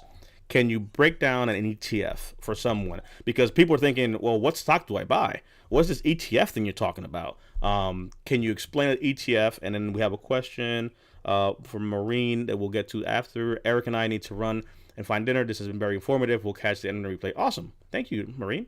ETFs, your thoughts, brother. Yeah, so ETF is exchange traded fund, and the best way to describe it is a mutual fund that trades like a stock. So it's a portfolio of different investments that has a ticker symbol that trades all throughout the day. Whereas a mutual fund has a is a portfolio of different investments, and it trades at the end of the day at about 4 o'clock, 4:01, where it updates its price, makes buys and sells, so that you don't see the price movement of a mutual fund throughout the day, but you do see the price movement of the ETF. And that price movement is based on that portfolio of underlying investments and cash that it holds. And so, also another, there's not to get overly complicated. There is another benefit that is available to ETFs that's at the moment it could be potentially in jeopardy with some changes to the pending Biden infrastructure bill that allows a lot of the transactions in the ETF to not get taxed like they do in the mutual fund where you have a lot of capital gains that can potentially get generated. But the ETF is designed to be a little bit more efficient, a little easier to trade um, for the investor than a mutual fund, and also can be constructed with a little less fee expenses in its daily operation and management. Awesome. Brian, what question would you have for Damon as we begin to wrap up on this section here? Manuel says, by the way, Damon, thank you very much for that breakdown. So that comment that came in mid conversation. No problem. Over to you, Brian. Oop, I think you froze. Hello, Brian. Oh, I can't hear you yet. I don't know if he's frozen or not. I can see him I know. blinking. Can you hear us, Brian? I don't think you hear us. So we'll go to Amy on your Oh, side. okay. What question would you have for those maybe out there, since you're in tune with a good many, as we begin to wrap up on the financial side? So I would say one comment is that after talking to you, it's funny how I look at some things now, as far as even if it's $25 a week, or what do we spend $25 on? Do we need to order pizza, or can we eat at home, right? And when you start thinking about that, when you're ordering pizza, that could be $50, right? And so even thinking about little things like, do I want a Starbucks coffee? Well, I have coffee at home, and you start thinking about how your disposable income just goes and goes and goes, because when you go to the gas station here, or you go to Starbucks there, or you order pizza here, by the end of it, when we say, oh, I don't have money to invest, well, you do. It's just altering your lifestyle, and then thinking, I so think that I froze up. you did. And so I think that, just like having that conversation and listening to some of the things, really made me think about what we spend money on without really realizing that we're spending money on it. And so that goes into, I guess, my question, because obviously there's a fee associated with working with somebody like you, right? And so one may say, oh, I don't have the money to pay the fee, and that's discouraging to them, because they're like, well, this is why I can't ever get ahead. This is why I can't invest, because you have to be able to have money to be able to invest.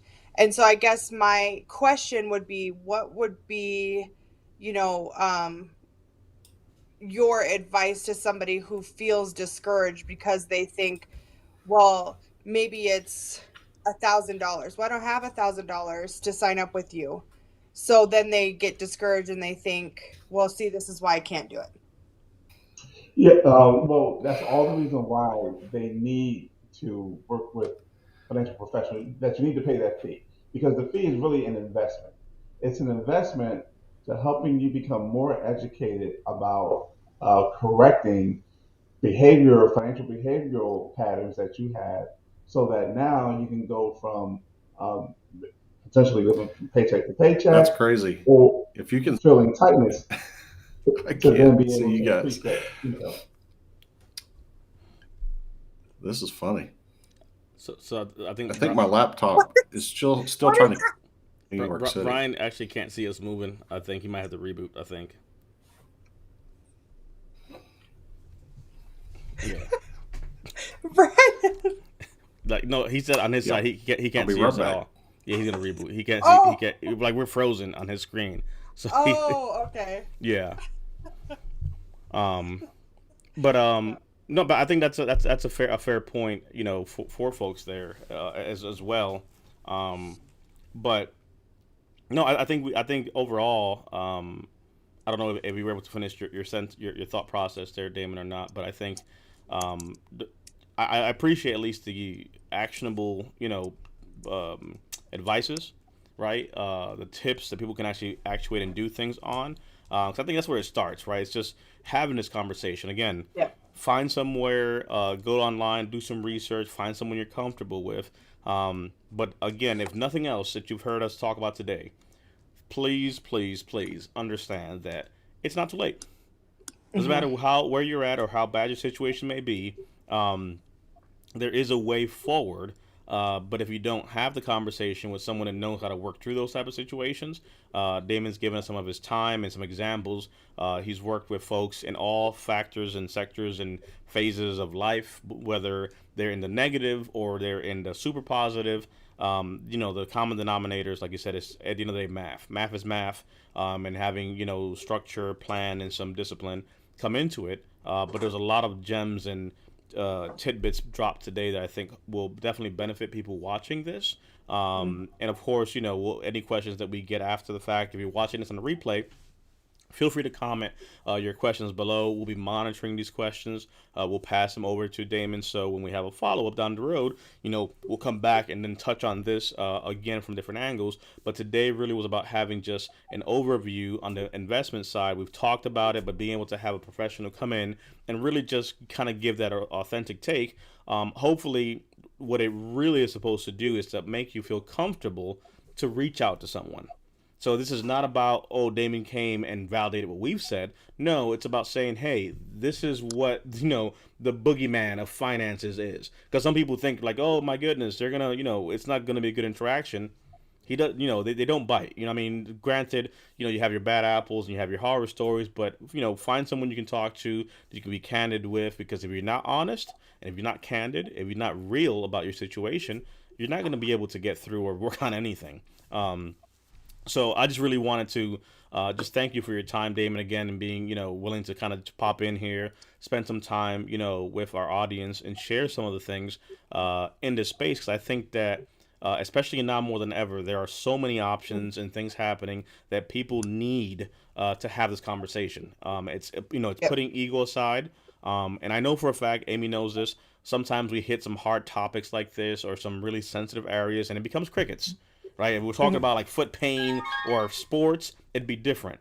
But because we're talking specifically about this, for some people, it's kind of like a touchy subject because you may not be in a position you want to be in. But hopefully, you walk away from this with the hope and expectation and understanding that you can make it better, that you can improve your situation, and you're not relegated to live or be in the situation you are currently in. A year from now, 2 years from now, 3 years from now, it's going to come regardless. Whether you Yeah. like it or not, 2, 3, 4, 5, 10 years will happen. Knock on wood, you're still around. But those years will fly by. So the question is, I wish I would have done this 10 years ago. Well, let's not let 10 more years pass and you keep saying the same thing. So today, make the commitment and make the mental, right, determination, back to the 3 points that Damon shared, of, hey, the willingness, right, the aggressiveness, and the ability to stick it out, knowing that, hey, all I know is that in 10 years, I will accomplish this thing. Period. There is no ifs, ands, or but about it. If 10 years ago you had done this, today, where would you be? So the question is, where will you be in the next 3, 5, 10 years? It's going to happen whether or not. So you're going to sit here and say, man, I remember when Amy talked about this about, 2, 3 years ago. And man, that's crazy. Things are, yeah. Like, let's take away the myth from things. I think sometimes in this conversation, people think you're trying to flex on them and show off. And it's like, no, we all have the collective ability to improve and grow, but it's information. Without this information, we're not going to make it. We're not going to be able to navigate this space. But we all have the collective ability to do something, right? Because with that plan in action, guess what? Now Amy has a reason to work a little harder, right? Now, Dennis has a reason to maybe put a little extra overtime. Now you have a strategy of knowing, hey, that little quarterly bonus, right? This thing I'm getting, a stimulus check, whatever it may be. Yeah. Now you are putting all these things to assets to work because, like Damon said, you need to get to a place, at least, I agree wholeheartedly, of you should not feel comfortable. I'll repeat it again. You should not feel comfortable looking at your bank account and seeing numbers in there just sitting there. I'm back to our relationship with finances. Every single dollar bill that you have is, at the end of the day, an employee. And I think that's one of the biggest things that has changed my life. So when you look at this dollar, this is an employee of mine. Period. This thing has two options. It will be used for a resource or to do something, or it will go out there and find me another one. So I need this dollar to go out there and come back with a friend that looks just like it. I would need this sucker to go out there, and when it comes back, guess what? Oh, look, here comes two. And guess what happens the next day? Get your ass back out there and come back with more. And little by little, that's what starts to happen. But it has to happen here first.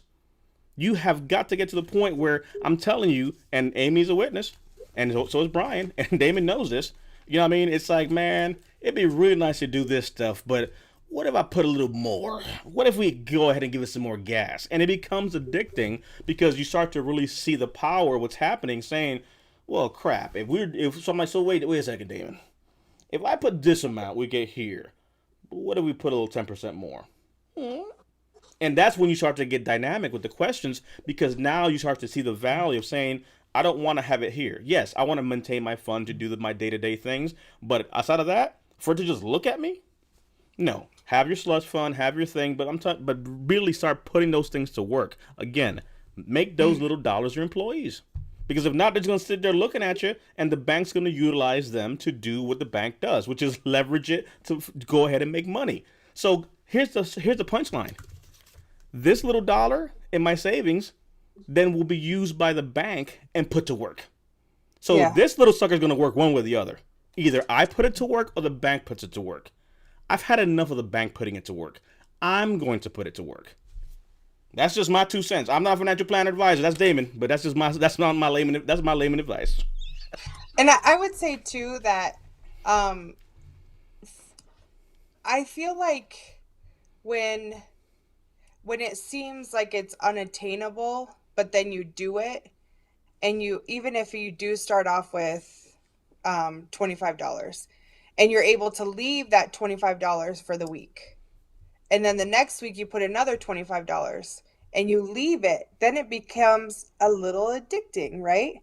And then before you know it, you have that money and you're like, God, that wasn't that hard to do, but you don't think about it until you actually do it. And then when you see it there, and then it's like, well, you know what?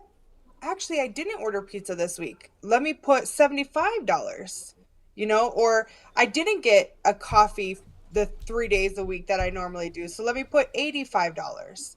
And then you start seeing that you don't really need that money. You just wanted to spend that money. You don't need to spend that money, right? And so I think that once you can get encouraged by just seeing something, even if it's a small amount, then it becomes to where you start looking at all the things that you're spending, money on. Going to the gas station and the kids want this candy bar and this drink. Well, they just went trick or treating. They don't need that, right? So you can, and I think that, just retraining your mind to really pay attention to what you're spending money on is a game changer. And before you know it, you have a chunk of money that you can be like, okay, guess what, I can meet. I can do this. I can start having my money make money. And so I think, Brian kind of touched on this a little bit. Like, even if it's, a small amount, it's better than nothing to just give you that motivation to do something. And so I think I don't think we talk about this enough. And I think some people are very intimidated, or they feel embarrassed, or they feel, I mean, I told Damon, I was like, oh, I went from being this person to a divorce and this and a single mom and trying to finish my degrees to now working. And I thought it would be a good idea to pay off my car, and it wasn't a good idea because and all these things. And I had this anxiety telling my truth to him, and he's like, okay, well, it's no big deal, and I was like, oh, okay, so I'm good. And so I think just having somebody to talk to that makes you feel like you're normal, or others can relate to you. You don't have to be afraid to come forward, because you can still do something. And so I am thankful to Damon for that, because I know it changed my perspective greatly. And I know that there's a lot of people in that situation where, you used to be able to have $30,000 in savings and feel confident. And then all of a sudden life happens and you don't know how you're buying a gallon of milk. And so I think it's very, it feels good to have that kind of like be able to let it all out, and then somebody not respond like, oh man, yeah, you really messed up in life, and be like, oh, okay, you're good. Start here and start small. And before you know it, it'll start making you money. And so I think, just being able to take that first step is the hardest part. 100%. Brian, I think we got you back. Can you hear, see us? I can. That Outstanding. was funny, Brian. So as we're closing up with Damon, letting him go, one, appreciating again his time. He gave us way more than we had asked for, but I think definitely, it's been just beneficial to those again watching live on the replay. If you're watching Mm. this, don't be selfish. Share with somebody, because someone who needs to listen to this. And I'll be honest, I'll be the first one to say, when it comes to half of this stuff, my team will tell you in a heartbeat. I'm like, look, Amy, you don't have much of a choice. Either you call Damon, or I'm not calling you back. You know what I'm saying? So it's literally like, look, we're gonna make it one with the other, and that's what you need to do, right? Like, you think about it, it's like, if you go to the store and there's like a sale going on, what do? You call everybody like, hey, Damon, guess what's going on? They got a sale. Get down there now. Like, you know what I mean? So when it comes to this, it's the Mhm. same thing. Don't hold it for yourself. Oh, Amy has a financial planner. Well, so why can I have one? Right? But she will not outpace me.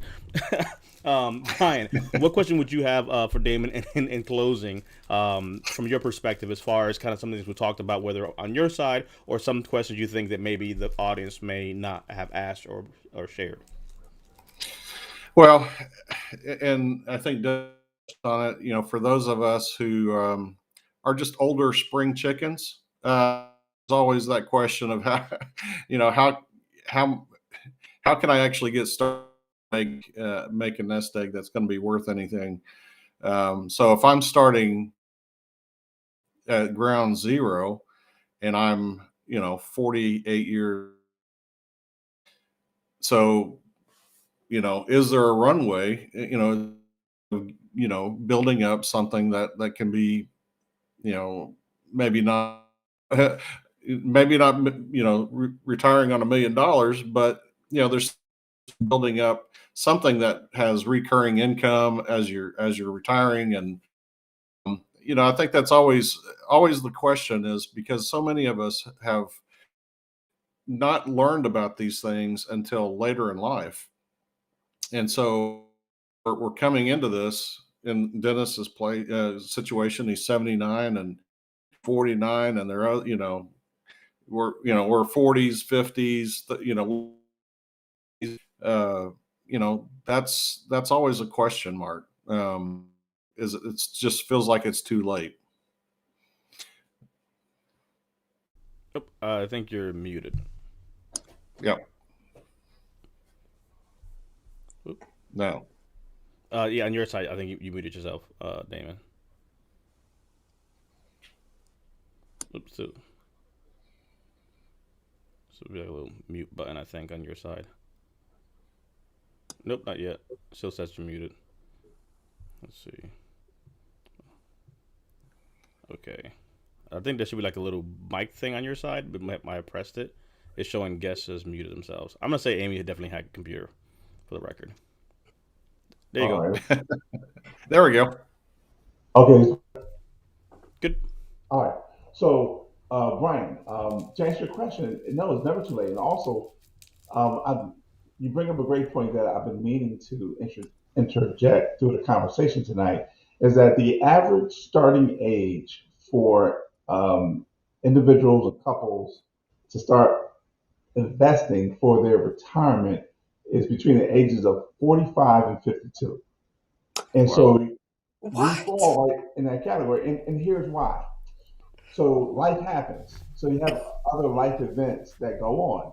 So you have children that you have to raise, and that you have to have monies available to get them through elementary, middle, high school, college. So a lot of the resources go towards paying for those costs, and then you got your extracurricular sports clubs, things of that nature that get invested and paid for. Then also income peaking, right? Income typically doesn't peak until the age of between 40 and 45. So that is when you're at your highest, between ages between 40 and 55 is when you're in that high income earning range. And so you just finally get to a place where you maybe have owned a home for 10 years. So now your mortgage cost is has stayed flat compared to the other expenses in your area. So that means that your mortgage of $1,200 a month, if you were to buy a new home, you probably have to pay $3,000 a month. But because you're paying $1,200 a month, you have to have about $1,800 that's free and available for you to now invest and spend. So all of those factors is what allows individuals once they hit around age 45 to 52 is to invest more aggressively, systematically through their paycheck. So you're in prime territory. So you're ready to get the party started.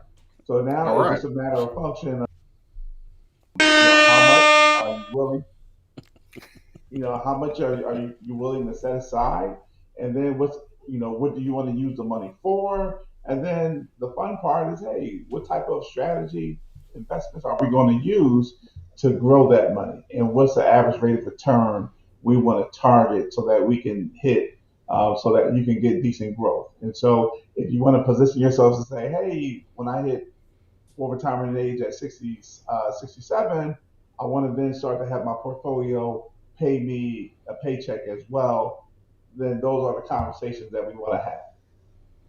No, Yeah. I love that. Um, Mhm. I had to even do We the air got some horn. work to do, Damon, because I want to outpace DP, okay? All right. So can you make his money go down and my money go Oh up? no, we don't want to do that. We'll Mm-mm. we'll certainly make your money go up. We never want to make your money go down.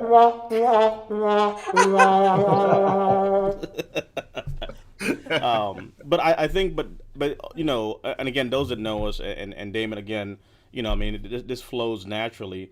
But I think this is the power of having these conversations. If we can get to a place of resetting our relationship with finance, both individually and collectively, I mean, it's of no, it's and then in anything else that this happens. Like think about it for a second. Where else do you find a conversation that sounds like what you just heard, right? And I want to highlight that because if it was a marathon, it'd be like, man, you're not gonna beat my time because I run faster. If it was a car race, you can't smoke my car; it's better than yours. If it was a bicycle thing, I'm gonna outpace you. But when it comes to finances, we don't talk about that. And it's one of those things that like, wait a second, like let's get to a place where that is, you know what I'm saying, like anything else. Because what happens when you're at the gym, right? And I'm like, well, how many reps you did? Oh man, I could do one more than that. And little by little, what ends up happening is you all make each other better, right? When you have a training Okay. partner, you get stronger because they push you and you push them. And maybe you wanted to do 5 reps, but they did 6, and you say, crap, I could do 7. You will have done 5 had they not been there, right? So I would offer that having conversations like this in a safe place gets you to a place of saying, yeah, no, you can't out, or you can't out invest me. I'm gonna out invest you. Like, think about that for a second. Like, that's not something that's part of our everyday lexicon, but I think it normalizes the conversation that there's enough for all to win. There's enough for us all to be strategic with what we get to be able to get ahead. And the fact of the matter is, there may be a strategy that Amy takes that is not the strategy I take, and she outperforms my portfolio regardless of what I put into it. Because at the end of the day, she's in one of these strategies is doing something, and they're in a sector right now that goes crazy. But we'll make sure that at all costs she doesn't get the sector surfer because that's my strategy. What? But no, but realistically, I think that's it's a good thing that we need to have to do more of, right? Which is challenging each other to be able to make that part of the conversation, right? Not how much do you bench or what card did you get, but like, hey man, how's your portfolio doing? Like, it's growing, great, we're green. Like, that's the conversation we need to be having. Like, hey, it took a downturn, but guess what? We're coming back. Like, normalizing the conversation around finances and not just making it to where, woe is me, I don't want to talk. Like, no, we should all have that. We should understand what a portfolio is. We should know assets and liabilities. We should know what our net worth is. We should know these different things because it's information. So, Dame, like I said, I definitely appreciate your time. This is the first of many conversations with the public. Folks have chimed in and we've been bringing up comments. Glenn says great information. Again, this is the stuff that we need. This is what the people need. So again, when we bring Damon back to have another conversation in the future, we'll share it in advance. Make sure you bring somebody, bring your questions, reach out to Damon in the meantime. If you have questions in advance that maybe you don't want to ask here in public, send it to us in advance. Send it anonymous, right? Because at the end of the day, I guarantee you, every question someone's asked, someone else doesn't want to ask it. And that's really the punchline. And that's why Damon's unfazed. It's like, okay, if you think that's bad, it's not. Yes. Like, so you thought that was supposed to scare me? Come on now. Yes. We'd be rock and roll in 3 years. Wait, what? 3 years? In 3 years, you'd be golden. Right? So, thanks, Damon, like I said, for your time, brother. We'll be chatting some more for sure. But again, those that have seen the website that we shared, RidleyWealthStrategies.com. Reach out to us. We'll be able to get that information out to you all as well to be able to find him online. There you'll have all the information on how to reach him. Again, you see it there on the screens. You go there, contact him, information, sign up for the newsletter, play around with the different information they have for different scenarios and so forth. And, just get ahead, So, Damon, I appreciate you, brother. Thank you. Thanks for having me, guys. Yeah. Thank you so much. And again, remember, at all costs, we cannot let Amy win. Damon, Oh, Lord. stop him. Did you see that? It took 2 hours for that microphone to come out, Brian. That is a miracle. Stop him in advance. I know. I'm shocked it has taken this long. Damon, you brought something to the table that was powerful because usually that microphone comes out in 5 seconds of starting the show. And that microphone just surfaced after all this. So I see she's determined. So we have to derail this. You captivated the audience. Yeah. I like a good competition. I can appreciate competition. Can we find a way to blacklist Amy's email so when she emails Damon, he doesn't get the email till like a week later? But much more to follow. Again, we'll pick it back up. But awesome, brother. I appreciate you. All right. Thanks for having me, guys. Have a good evening. All right, my brother. Good evening. Awesome. Man, that was great. That's some good information there. Some real good information. Yeah. And we've established that Amy's not going to win. Well, Man, I don't really know how you follow up on that. That was a. the end game is. Never mind. Here you come now with the daggone quotes and all kinds of the end games will matter. It's not how you start, it's how you finish. I see we got some fighting words.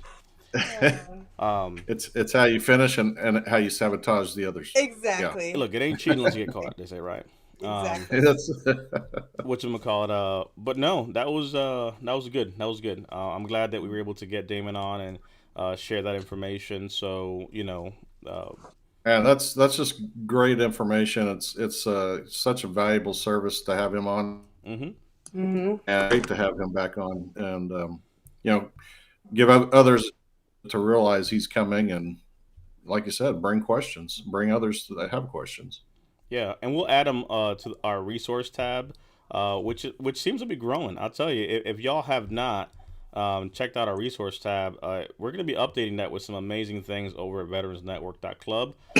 We have folks reaching out to us all the time now, as of recently, trying to add some of the services and things they have to our resource tab, as well as to some of the things that we're doing. So some makeovers are coming for sure, but quickly, because we definitely at least have to say me and Brian literally are jet setting, so we should make our avatars have jets on them because Brian literally just got home maybe a few hours ago. I got home like an hour or so before he did. But we just got back from New York, and you may see that I'm rocking some rare pizza and some House of Cuba. There it is. Look at that. That was strategic. I We love were it. down in New York for NFT New York, non fungible token New York. It was 5,000 people spread across 10 city blocks, and the amount there it is, and the What amount is that? that this is one of the projects that we are in called House of Kiba. Oh, They okay. develop stuff in the metaverse. So literally, I'm NFT'd out right now. House of Kiba, rare pizza. It's actually an NFT as well. They put on a worldwide pizza consortium for Bitcoin Pizza Day and spent over $300,000 feeding people on in May, and they're going to be doing it again here soon in this coming Wow. year. So, and people just seem to like pizza. Look at that. Brian has like two hats going on now. Yeah, there So, you, yeah, there you go. so we're quick. So we were there for the week. Brian, how was your week at NFT New York? We're like separated now, but we spent the whole week together. How was your trip? It was incredible. Not only did I get to spend the week with DP, but we also got a lot of walking in. Um, so that's got me covered for at least the next 2 weeks of exercise. Uh, great, great people that we met. Lots of good information. Just again, trying getting to meet people. Us going to the house event was really the highlight of the week. Um, Met some great people that we're maintaining with after the fact. Um, some great experiences. Getting to see the NF blossoming. When you go through Times Square, I haven't been through Times Square in a while, which I haven't been actually for 20 or yeah, no, yeah, something like that, 21 years. It's just electronic billboards like crazy. Um, but is NFTs all over the place, NFT advertisements. So basically, the NFT conference took over the city a week, and it was actually kind of spread out throughout in multiple locations. So it wasn't just like one big conference center. You've got an event on this street, several, a few blocks later, you've got an event, other block over here, you got another event. So it was really neat. It was kind of, but yeah, I'm looking forward to 2022 and definitely getting Amy and the others out there with us. But uh, I'll treasure that week for sure. It was a great event. Like I said, um, definitely a whole lot of lights. That's for sure. We got a chance to meet some great people, see some great things. To Brian's point, we met some pretty eclectic folks. Here's one of the folks that we met down there. Oh yeah, This is his actual mask, as you can see. It like lit up and did a thing, which was pretty crazy. So there we crypto are with, punk. yep, there we are with that gentleman. So that was actually pretty cool. We got a chance to see some boss ladies running one of the first projects that's actually listed on the New York Stock Exchange, NFT wise. So we met some of them. Me and Brian over here sightseeing, looking like we're holding hands, but we're trying to actually snap a shot of an image because there was a challenge in New York City. So it looks kind of crazy. Our hands are actually not intertwined. It just is me pointing and him pointing at the same time. But that background that we're pointing towards is by Cosimo Medici, which is a Twitter alias. Actually, that belongs to Snoop Dogg. So Snoop Dogg is in the space under an alias, and the challenge was to snap a picture because they took over all the billboards in New York City. So literally, if you've been to New York, imagine just all of this stuff. It's just nothing but NFT New York City. Everything you see here is just completely littered with NFT pictures, videos, and all kinds of stuff just all across. So think about this. And this is the big, if I zoom in here, this is the actual where the ball drops. You see 2021 up here? Like this is, that's what everybody tunes into. And they literally took Wow. the entirety of all that there. So I would argue and say that again, consider all these billboards that cost millions of dollars, and it was completely NFT'd out. So when you start looking at stuff being real and stuff actually happening, you don't just take over Times Square on a hope and a dream. Mm. There is a lot of stuff that was going on that I think was pretty amazing. And again, just meeting folks and being able to share, I think was really powerful information. So there's a lot for sure that we're going to definitely unpack. We met some amazing people, amazing projects. I actually have an image here of us at having. I took Brian to. We went to the House of Kiba. They had an event, and then after the event, we actually went ahead and had ourselves some good old halal street food after the gathering. So we sat outside and literally ate some halal food. How was that, Brian? The best in New York. And it's really funny because you pass by several carts.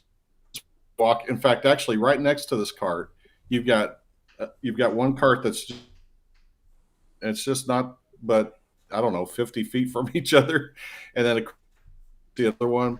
Those other two had virtually nobody over there, and the one that we went to was the most famous. Had an actual line, it, And and there then we we are, walked. literally at somewhere close to, I want to say maybe what 3 in the morning. There is Yeah, Brian Wow. to the far right, just going down on some halal food, and then whoever was next to me going down on their plate. So we were literally out there by Rockefeller Center, just going to town. So is New York, so I've never been to New York, but my I want to take my kids there so bad just to do it and experience that with them. So is it because it was NFT week, or is it like that all the time? All the Like you time. just it Oh literally wow. is the city that never sleeps. Oh, okay. Whenever I was there 21 years ago, but it's even more so. Okay. Yeah, and it's kind of a strange experience. You think, at least I did. Of course, I grew up in Oklahoma, out in the country. You think of New York City as concrete, dirty jungle that you just want to keep your Rats. family away from. It's kind of an unexpected experience. It's just silence, the street entertainment. I got a of a woman, or I think it was a woman, that had all these instruments, kind of in some kind of strange dress, but really Uh-huh. wild experience. But you don't feel threatened. You Okay. know, Do you think just kids would enjoy it? Definitely. oh wow. This is one of our veterans actually that recognized us from Clubhouse.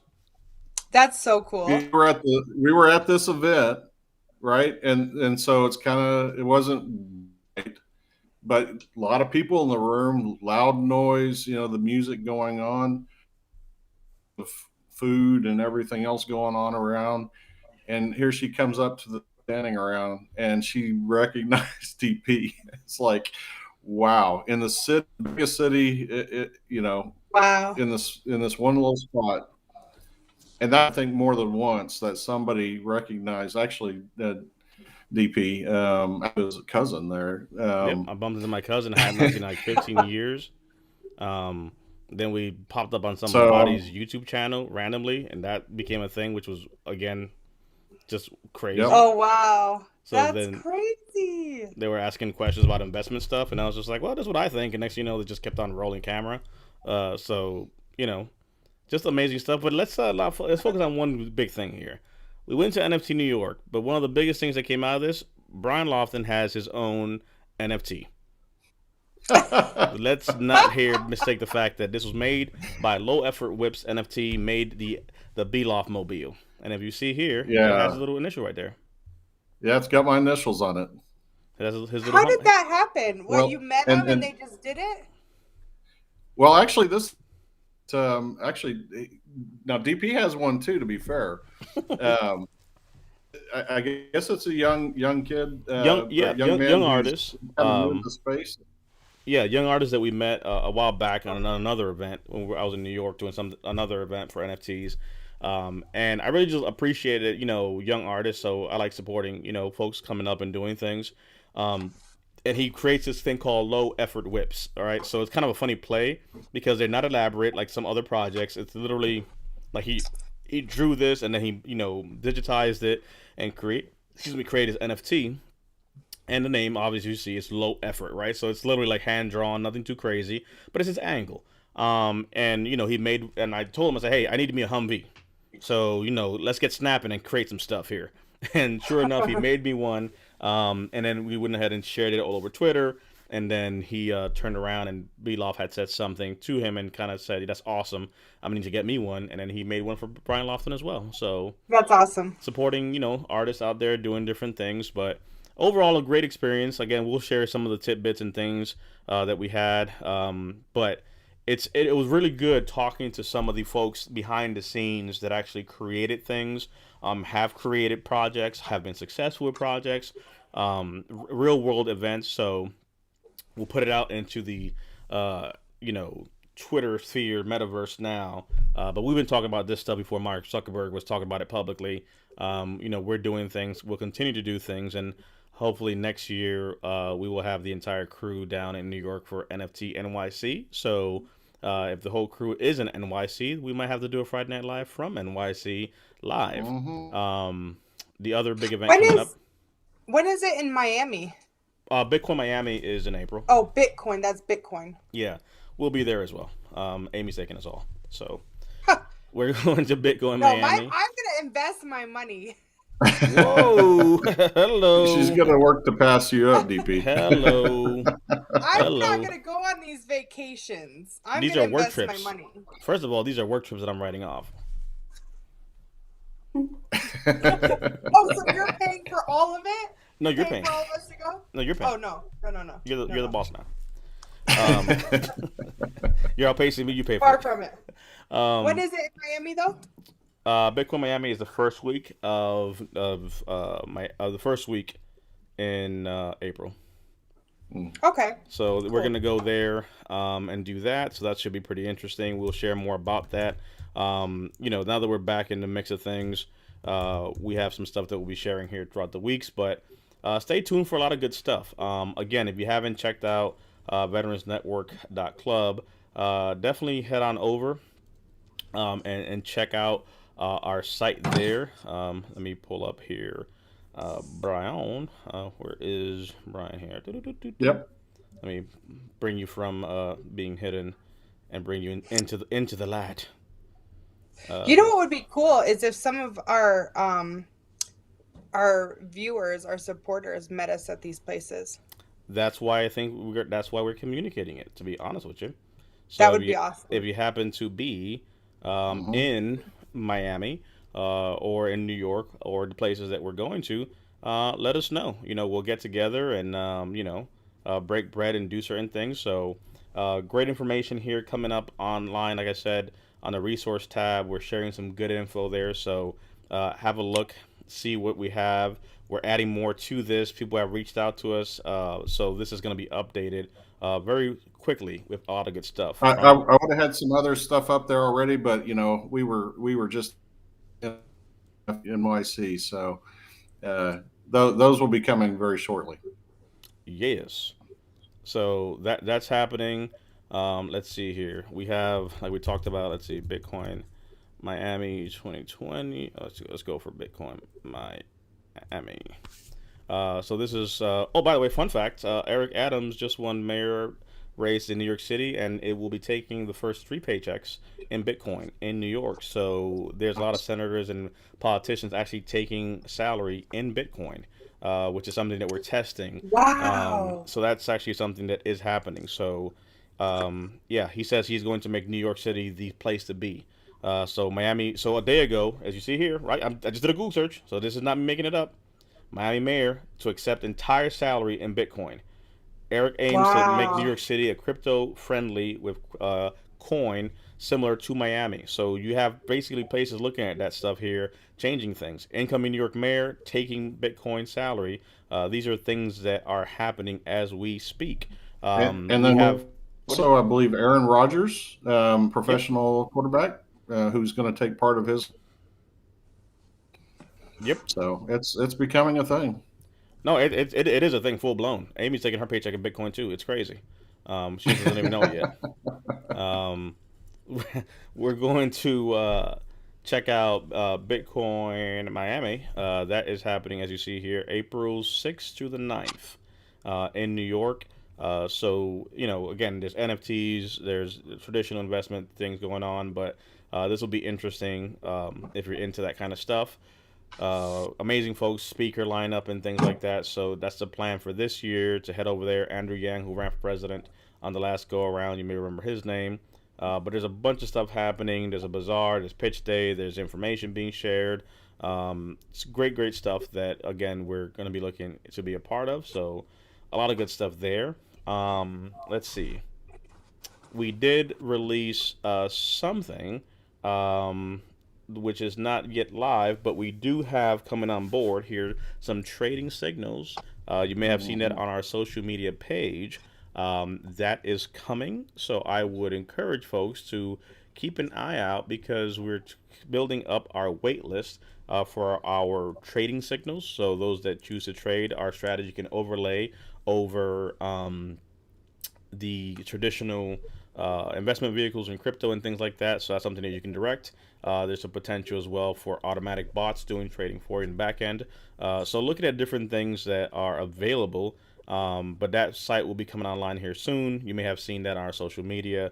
You can feel free to fill out the form. It'll put you into a waiting list. And basically, once we begin to take folks in beta, we'll begin to share that. Brian, some thoughts on that? Say again, I had a little bit of a glitch there. Under trading waitlist. Yes, um, and I think my network is kind It's of a having little a hard spotty time. coming in and out. But yeah, but we have the trading uh, waitlist, like I said, out there on social media. So Oh, definitely keep an so ear out for it for sure. so there is a link to if you want to get on the wait list, and I encourage you to do that. You're you're going to be floored by the performance and the returns that you can get off these. Excited and waiting for months to get this ready to go. Um, the fact that we're just within literally potentially days of getting it for the beta users, and shortly after that general usage, it's really exciting. This is the kind of thing and knew was even possible for or not on Wall Street. So it's really exciting. You'll some good information on the website whenever that's opened up to you, and just, just get on that wait list. Get your family or list, and you certainly won't be sorry. It's going to be pretty exciting. Indeed. Amy, any thoughts on your side as we begin to close it down that you may have. Actually, let me give you a little preview there. Whoops. What do we have there? Oh yeah, there we go. So this is what this kind of looks like. Just to give a quick kind of overview. Again, we're going to go into more detail later on, but this is looking at Litecoin right now. So let's say, for example, that I wanted to showcase here the 1 minute chart. So let's go to the 5 minute chart and show that. So you can kind of change how often you want to kind of run with this. But if you don't know anything else, if you look at here, this will tell you literally overlaid the signals of when you're doing certain things. So there's algorithms and things on the back end doing its magical stuff. But let's say, for example, you were to sell Litecoin here at 199, and then you bought it at 196, and then you sold it at 199. You can kind of see where it's telling you where to do that. So it's reading pretty much here, you bought, and then at some point it'll give you a sell. Again, depending on the time frame you have. So this is the 5 minute chart. So that means that at 22:05 it was a sell, and then here at 23:10 it was a buy. I wouldn't suggest anything shorter than that, but let's say you were on a 30-second chart, literally 22:42, and over here 23:04, right? So your time gets shorter if you're playing in tighter time spans. If you're looking at something a little more spread out, for example, looking at like a 4-hour chart, this looks at now October 21st you sold, October 25th you bought, October 27 you sold. So again, it really depends on what your comfort level is. Not everyone's going to sit in front of a computer and just do this thing daily, but the strategy overlays regardless of which way you look at it. And to show you just kind of how that would look, right? Again, we'll have more detailed information here shortly as we begin to roll this out. But this is what to look at. Like, so let's say, for example, that's Litecoin. But let's say I wanted to look at Tesla. Guess what? Same thing. I come over to Tesla, it overlays over Tesla, and I have the ability to see the exact same thing. And this is what's so exciting about this, because I wouldn't say that I've been a day trader at any point in my life. These signals take the risk of, or I wouldn't say risk, it takes out, if you've never traded before, it tells you when to do things. You just have to do it whenever. So if it tells you to buy, that's when you buy. And you can trade on in stocks, crypto, forex, futures, options. That's what I'm saying. This is just incredible. The possibility of getting even 1 to 5% increase on a day, and even higher, if the days are just right. It's incredible. Have a chart that kind of shows how your money can grow, compound, if you're just continuing to use that. So it's going to blow your mind. In DP, it's $10 to start, right? You could start with $10, right? Mm-hmm. Just Yep. Yeah. So pretty much to the question, right? What platform was that? So this is you. So we're using TradeView as the platform. So basically, once you have your and we'll have the whole onboarding process, but TradeView is the application. It's both mobile and on desktop. So I've used it on the desktop. I use it on the phone. The good thing about this one is this is kind of the first iteration of one of the first services that we're going to have. And basically, again, it's information, right? It's not financial advice. It's basically technology and software. And you have the option to control this. So with TradeView, you would import the signal, right? That's the algorithm that we have. So basically, TradeView is a regular thing. So if you were to look at TradeView without the signals overlaid of when to buy and when to sell, all you would see is just squiggly lines, which is fine. But this now gives you the option to say, hey, today I want to sit there and play with this stuff. And basically, when it says buy and sell, you have to take the action to do that, right? So if you're doing crypto, you do that in Coinbase Pro. If you're doing that for regular stocks, you may have a TradeStation account. We'll give you all that information, but you are in control of that, right? So if you want to take a day and sit down and say, I'm going to sit here today and just play on the 5-minute chart and just kind of do 1% increases, again, that begins to add up as you choose to do that. Or maybe you choose to say, I want to spread this out and I don't want to do this stuff daily, but spread it out. So you saw me put it a 4-hour chart. Let's say on a 4-hour chart, I buy on a Monday, sell on a Tuesday, buy on a Wednesday, because it's more spread out, right?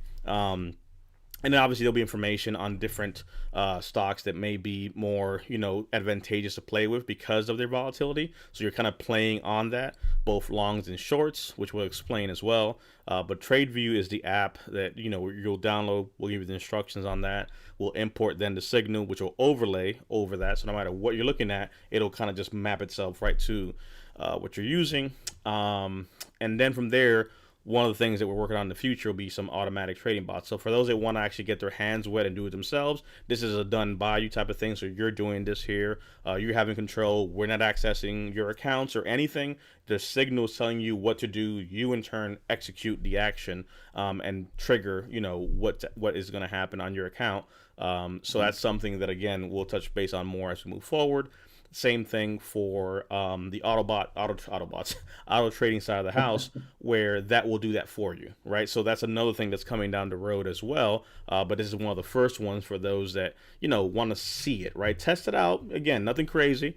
Like Amy said, you put $10 in, you put $100 in, give it a shot. You figure if you get to a place where you're able to in a month get back more than you expected, then you're in a good place, right? And that really is something you can at least manage and add to your, tool of things that you can play with. So that's coming again there for sure. So definitely keep an eye out for that. Let's see here. I think Amy, so I did show that. There was something else I was going to show. Let's see here. Oh, there you go. I have something right there. Oh, maybe like a little sneak peek. Little sneak peek on the little sneak peek of that might be there. Okay, can't show you more than that. Let me get out of here. No more previews. Amy, over to you. For closing thoughts, I would just say make sure you check on your strong friends. Like always, the heaviest thing to pick up is a phone. And that's really about it. Looking forward to learning more about the crypto, Bitcoin, all these fancy names. And so hopefully we can learn. I know I can be able to at least understand a conversation or understand what's happening if we go in April. So, yeah. Still not outpacing me. If anybody wants to give me $5 to help me outpace DP, hashtag goals. Hashtag goals. Trying to like Amy. Yes. Over to you, Brian. Yeah. Well, so again, when DP brought up those trading signals, that just can't wait for us to release those because those are so exciting. Again, the link is in the video to get on the wait list. If you're on the wait list, then you'll have an opportunity ones who get access to it and get access to our pages so that you can check it out and jump on a subscription, and it's going to blow your socks off. Yeah, NFT, the crypto space, just stay tuned. I mean, we're to provide information on that. Just some exciting stuff that's coming. So, and again, we're always thrilled to continue our service in the claim supports for our veterans as well. So, yeah, lots of good things going on. That is hashtag money up, not down. A great quote from a great man who I can say is my brother-in-law. So, all right, that's my brother-in-law. Oh, Ron. really? Ron. Yes, that's my brother-in-law. Oh, how cool! Nice. Welcome. I would say again, in closing, we'll be having a lot more resources, so people learn different ways. So things to look forward. Again, I think the hardest thing to pick up is a phone, and the hardest job is to keep up with half of the stuff I come up with at times, I think. So, kudos to Brian and Amy and the crew, because working with me is not easy, given all the things that we try to do.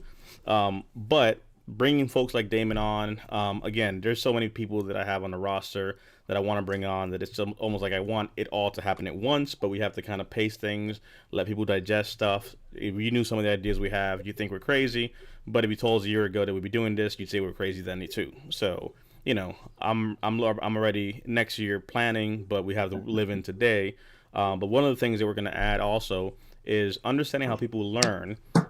Some folks Yeah. may need more than this. So one of the things that we'll add to the website also, beyond resources, is we partner with Amazon. We have that information, so we'll put together some of our books that we also recommend. Literally, you have to become a student of the game. There are some books that I would not recommend people to read because they may be very boring. Like I liked Warren Buffett's, balance sheet book on how to read balance sheets and stuff because I want to learn how to read business balance sheets and things like that. And, that's just running a business, right? You have to know where the dollars and cents go. But there are a lot of good books out there that I would say are pretty good. I think being able to share, what is good for some, what helped someone. For example, The Richest Man in Babylon. It's an old book that talks about, some fables of That's a principles that we talked classic. about. So everything we talked about today, literally, it goes back to, some principles there. When it comes to investment and, looking at things differently like we did today, this is another good book, which folks may have seen, which are Where Are All the Customer Yachts? And this is a play on saying some people are paying people to do stuff for them. And guess what? Who's getting rich? The people being paid to do something or the people paying for something to be done? And sometimes it's a lot of these investment bankers and traders that are making the killing, and yet Bob is still working at 9 to 5, killing himself, thinking he'll get somewhere someday. So that's why having a different perspective on investment vehicles is ideal. Another good book I think is really good here to share, and again we'll have these posted, is The Automatic Millionaire. This actually talks about how people are able to automate things and have things put in place. Things we talked about, right? Putting a certain percentage, compound interest over time, how to actually get yourself to that point. And another really, really good one, it's The Millionaire Next Door, aka Amy. And this one talks about the people that you would never even know who live within their means, who own farms, who have businesses, who are entrepreneurs, and you'd be surprised the demographic of people and their common traits. So, really good books again to begin to just study, read, get information, because it's out there. But outside of that, having people like Damon come on, having us share some of our points of views, all of this is again not to flex anything, but to get from a place of just egos aside. Let's grow from each other. Let's learn from each other. Let's make each other better. Because again, you may want to go traditional. We'll talk about it.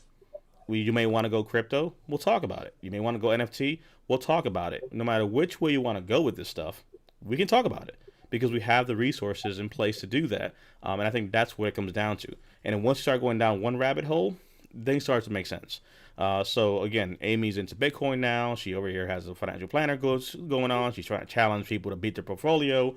And how long ago that would have not even been a thought. So Oh, absolutely. look at where we're Absolutely. at now. And again, it's just showing that, hey, if I can get here and I understand completely what it's like to have your lights shut off and having to go through hard times, what I mean? Anybody can make it, right? It's just understanding that, hey, what are opportunities? What are ways? What are things that we're doing? So this all falls into our services, as you will see on veteransnetwork.club, where we talk about, the veteran business development, we talk about veteran software solutions, and we talk about veteran benefits. So it's more than a benefit. It's more than just a claim. It's about, okay, you got that. Now what do you do? Now what do you invest in? Now what do you do with that information? What business do you want to create? All these things are available. So these are the things that we're talking about, and hopefully you all find value in these things. So, with that being said and Indeed. done, it's been a great closeout. Holidays are coming. Definitely check on your strong friends, weak friends, all friends. Because Oh, I'll tell you Yep. and what, these time of years, holidays gets real hard, and you don't know what people may be going through. Brian. Yeah. I want to give a special shout out to Jerry Adams, our one of our Ew. faithful Oh, callers, Jerry. one of Is my he here? vets. He's he's been under the weather for the past few weeks, couple weeks. So just Oh, wanted to give a shout out to Jerry. Tell him, we're thinking about him. Prayers that he recovers quickly. Um, So always looking forward to Jerry rejoining us. Indeed. Always need some Jerry. Yes. But we appreciate you guys again for spending some time with us here. We'll be back again for another session here in about 2 weeks. We may play around with time frames, and maybe some people have tossed around the idea of doing a Friday afternoon live. Maybe we go early one day and just kind of switch it up a little bit because we make our own rules. So more to follow. But again, thanks for joining us. Thanks for being here. Feel free to tag somebody, share this. If you're watching us in the replay, thank you for hanging out with us. If you have questions or things you'd like us to see and create and do or bring on, let us know because there's a lot of good stuff happening. But Rare Pizza is amazing. So that is something that we'll get to here soon enough. Awesome. See you guys.